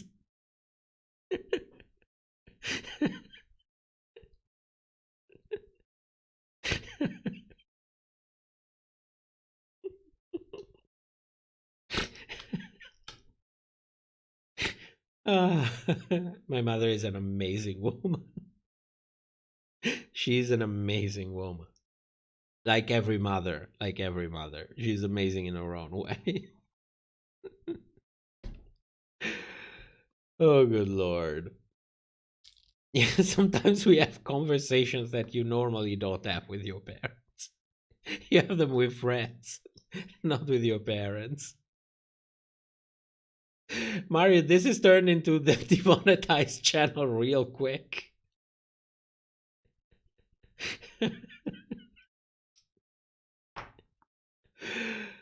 We have nothing to lose. We still have nothing to lose. And people are getting notifications.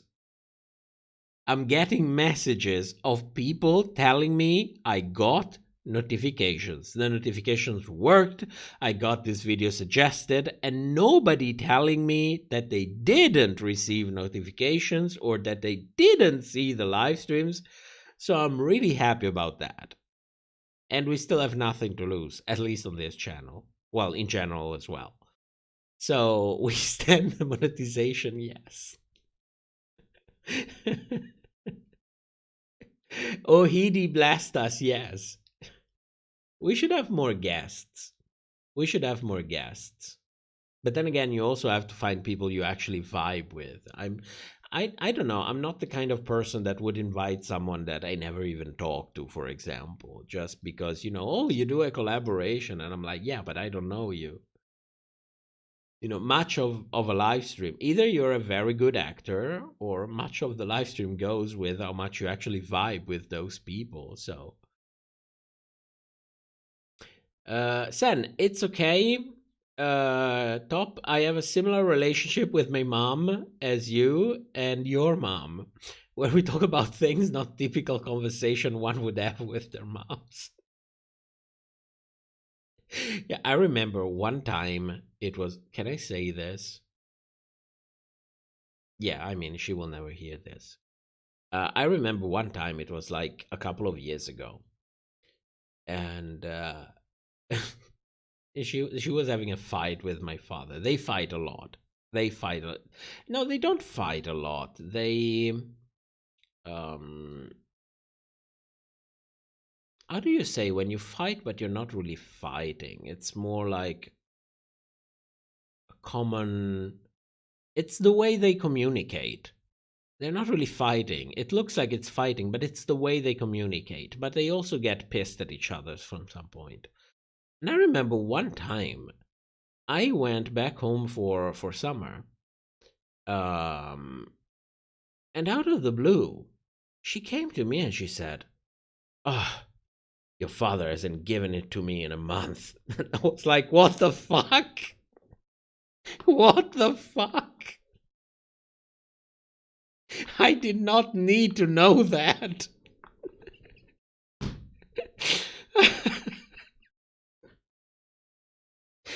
And I'm like, okay, well, it's a good thing at any age. But I did not need to know that.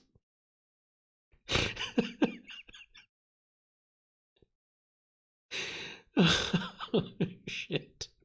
I don't know what was she thinking. I would maybe go to my father and say, give it to her. What are you doing? You need to keep your woman happy. I don't know what the fuck she was thinking.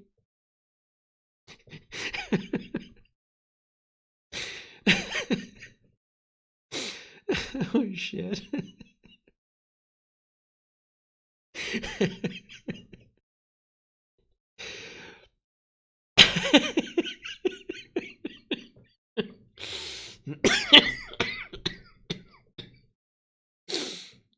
Yeah, Mario, you're right. There goes the monetization for the next few lives.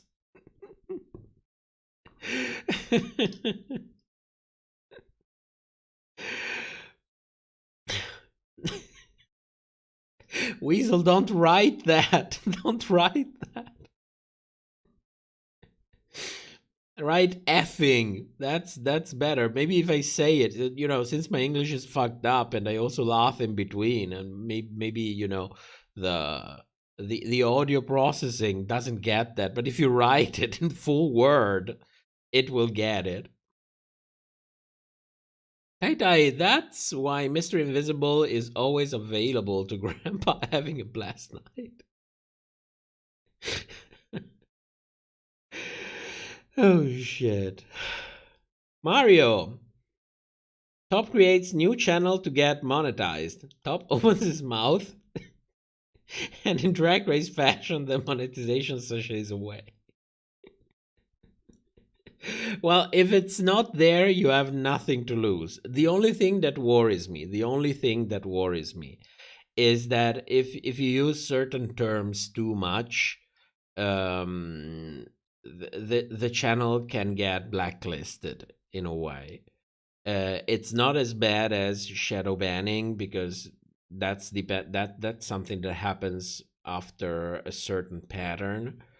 But I opened the new channel to actually people so that people could get notifications, so that people could find the live streams, so that we wouldn't have all of the problems that we have on the other channel. So if that doesn't happen, that's the real problem, because it would nullify all of the effort. So yeah, I should contain myself a little bit more. But listen, it's 1 a.m. I am sick. I am not reasoning anymore. I talk like shit. Let's just have some fun. I know it's not Discord, but you know, not everybody can be on Discord. So some people don't know how to use it. Don't contain yourself, it's just the Rona. Yes. It's the Rona. It's the Rona speaking. I cannot take accountability for that.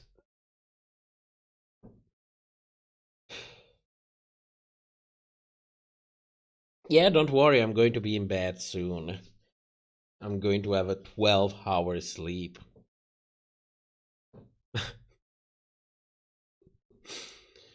My god, Mr. Invisible was so mortified. Because he's the one who caught it first. Like the last time. He's only... I mean, I am the one called top, yet he's the one that's giving it to me all of the time.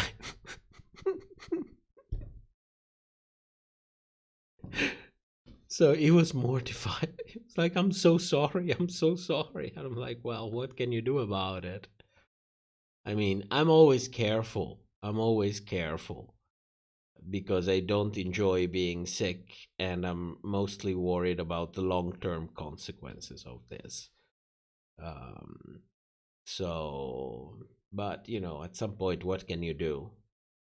You catch it, and unfortunately, by the time you realize it, And we live in the same house. What do you think is going to happen? Hi, Tai. What's up with the dog? We couldn't go to visit him for a couple of weeks. And the people in there seem to be kind of discouraging about the possibility of this adoption. So I don't know if they're trying to test us to see if we are really, really committed. But we are also considering another dog because we found this dog, which is of is it called a race of dog? No, I think there is another word for that. Not race. Race is for humans. Breed. That's the word. It's the same breed, which is a breed that I know, that I'm comfortable with, and she's 7 years old, and she has leishmaniosis. And since you cannot really heal from that, you basically have to take medications for the rest of your life. This dog is probably being on a list to be euthanized. So we are seriously considering adopting her. Because the dog that we have been getting to know, what they are telling us, the people in the shelter, is that he is happy where he is. He's been living there for 7 years. He knows the dog which are in there. He is used to that environment. And I'm like, yeah, I do get that. Still think that probably a dog would be happier in a house. But I'm also thinking I cannot save everything. So we are inclined to take both. I know. This is crazy.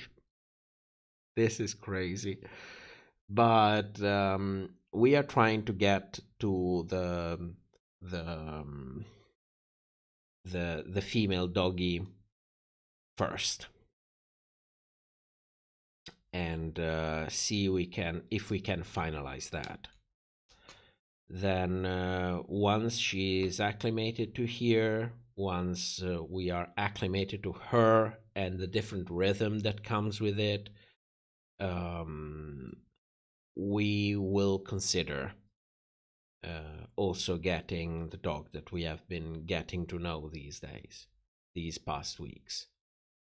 We will consider that.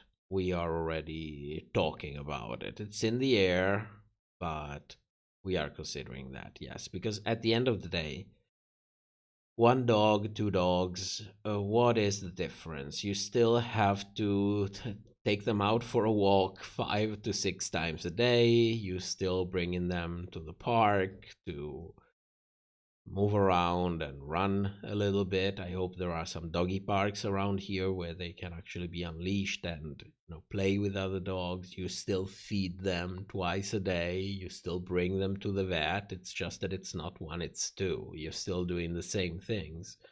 So it's not like double work. It would be like 120% of the work. So we'll see. We'll see what happens.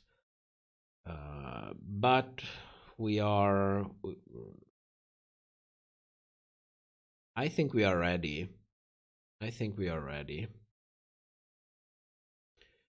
So we are getting in contact next week, and we will see what happens with that. In the beginning, it was like, what the fuck is leishmaniosis? What is it? It's like a protozoa, I think. It's a unicellular organism. It's something that it's nasty. It basically attaches to your white cells and then reproduces in them, and you cannot really get rid of it. So I don't know, this poor doggy. I mean, I don't mean to sound rude, and I don't mean to sound rude, but of course, this dog comes from Italy for some reason. And I don't know if any of you from Europe know, but Europe, Greece, and Spain seem to have the worst shelters in Europe. So I'm like this other dog that we've been getting to know this month, it comes from Spain, for example.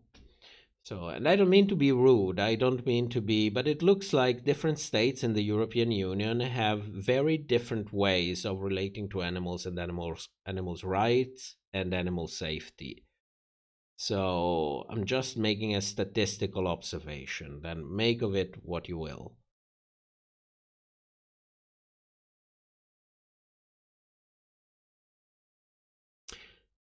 Jamie, thank you so much for taking care of this dog and trying to protect her. She looks really, really sweet. According to the description, she is a really, really sweet dog. Just very unlucky because, you know, the moment you get sick and people give you up because they don't want to pay for the medication. And I'm like,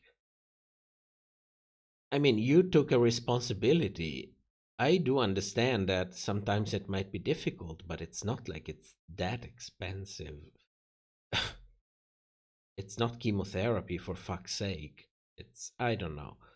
So, we will see. I will keep you posted. But I think there is. Do I have? No, I don't have it here. I have it on the phone. Otherwise, I could have shown you a picture.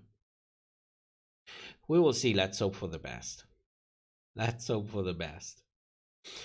Okay, time for me to go to sleep and wake up with a fever in 3 hours. My God. I will order ice cream tomorrow. I still have the video halfway done. I hope I will have it out at some point. Otherwise, it makes no sense to have it out like in 2 to 3 weeks. So as soon as I recover, I will finish that. For everything else, I will see you back here on Livestream on Sunday. I will try to be on Discord on Friday night. If any of you want to have a chit chat and have a little bit of game night, that would be nice. And for everything else, I hope you have a nice week. I'm going to watch Drag Race España Season 1 and tell you what I think next week. See you soon and have a great week. Bye-bye, everyone.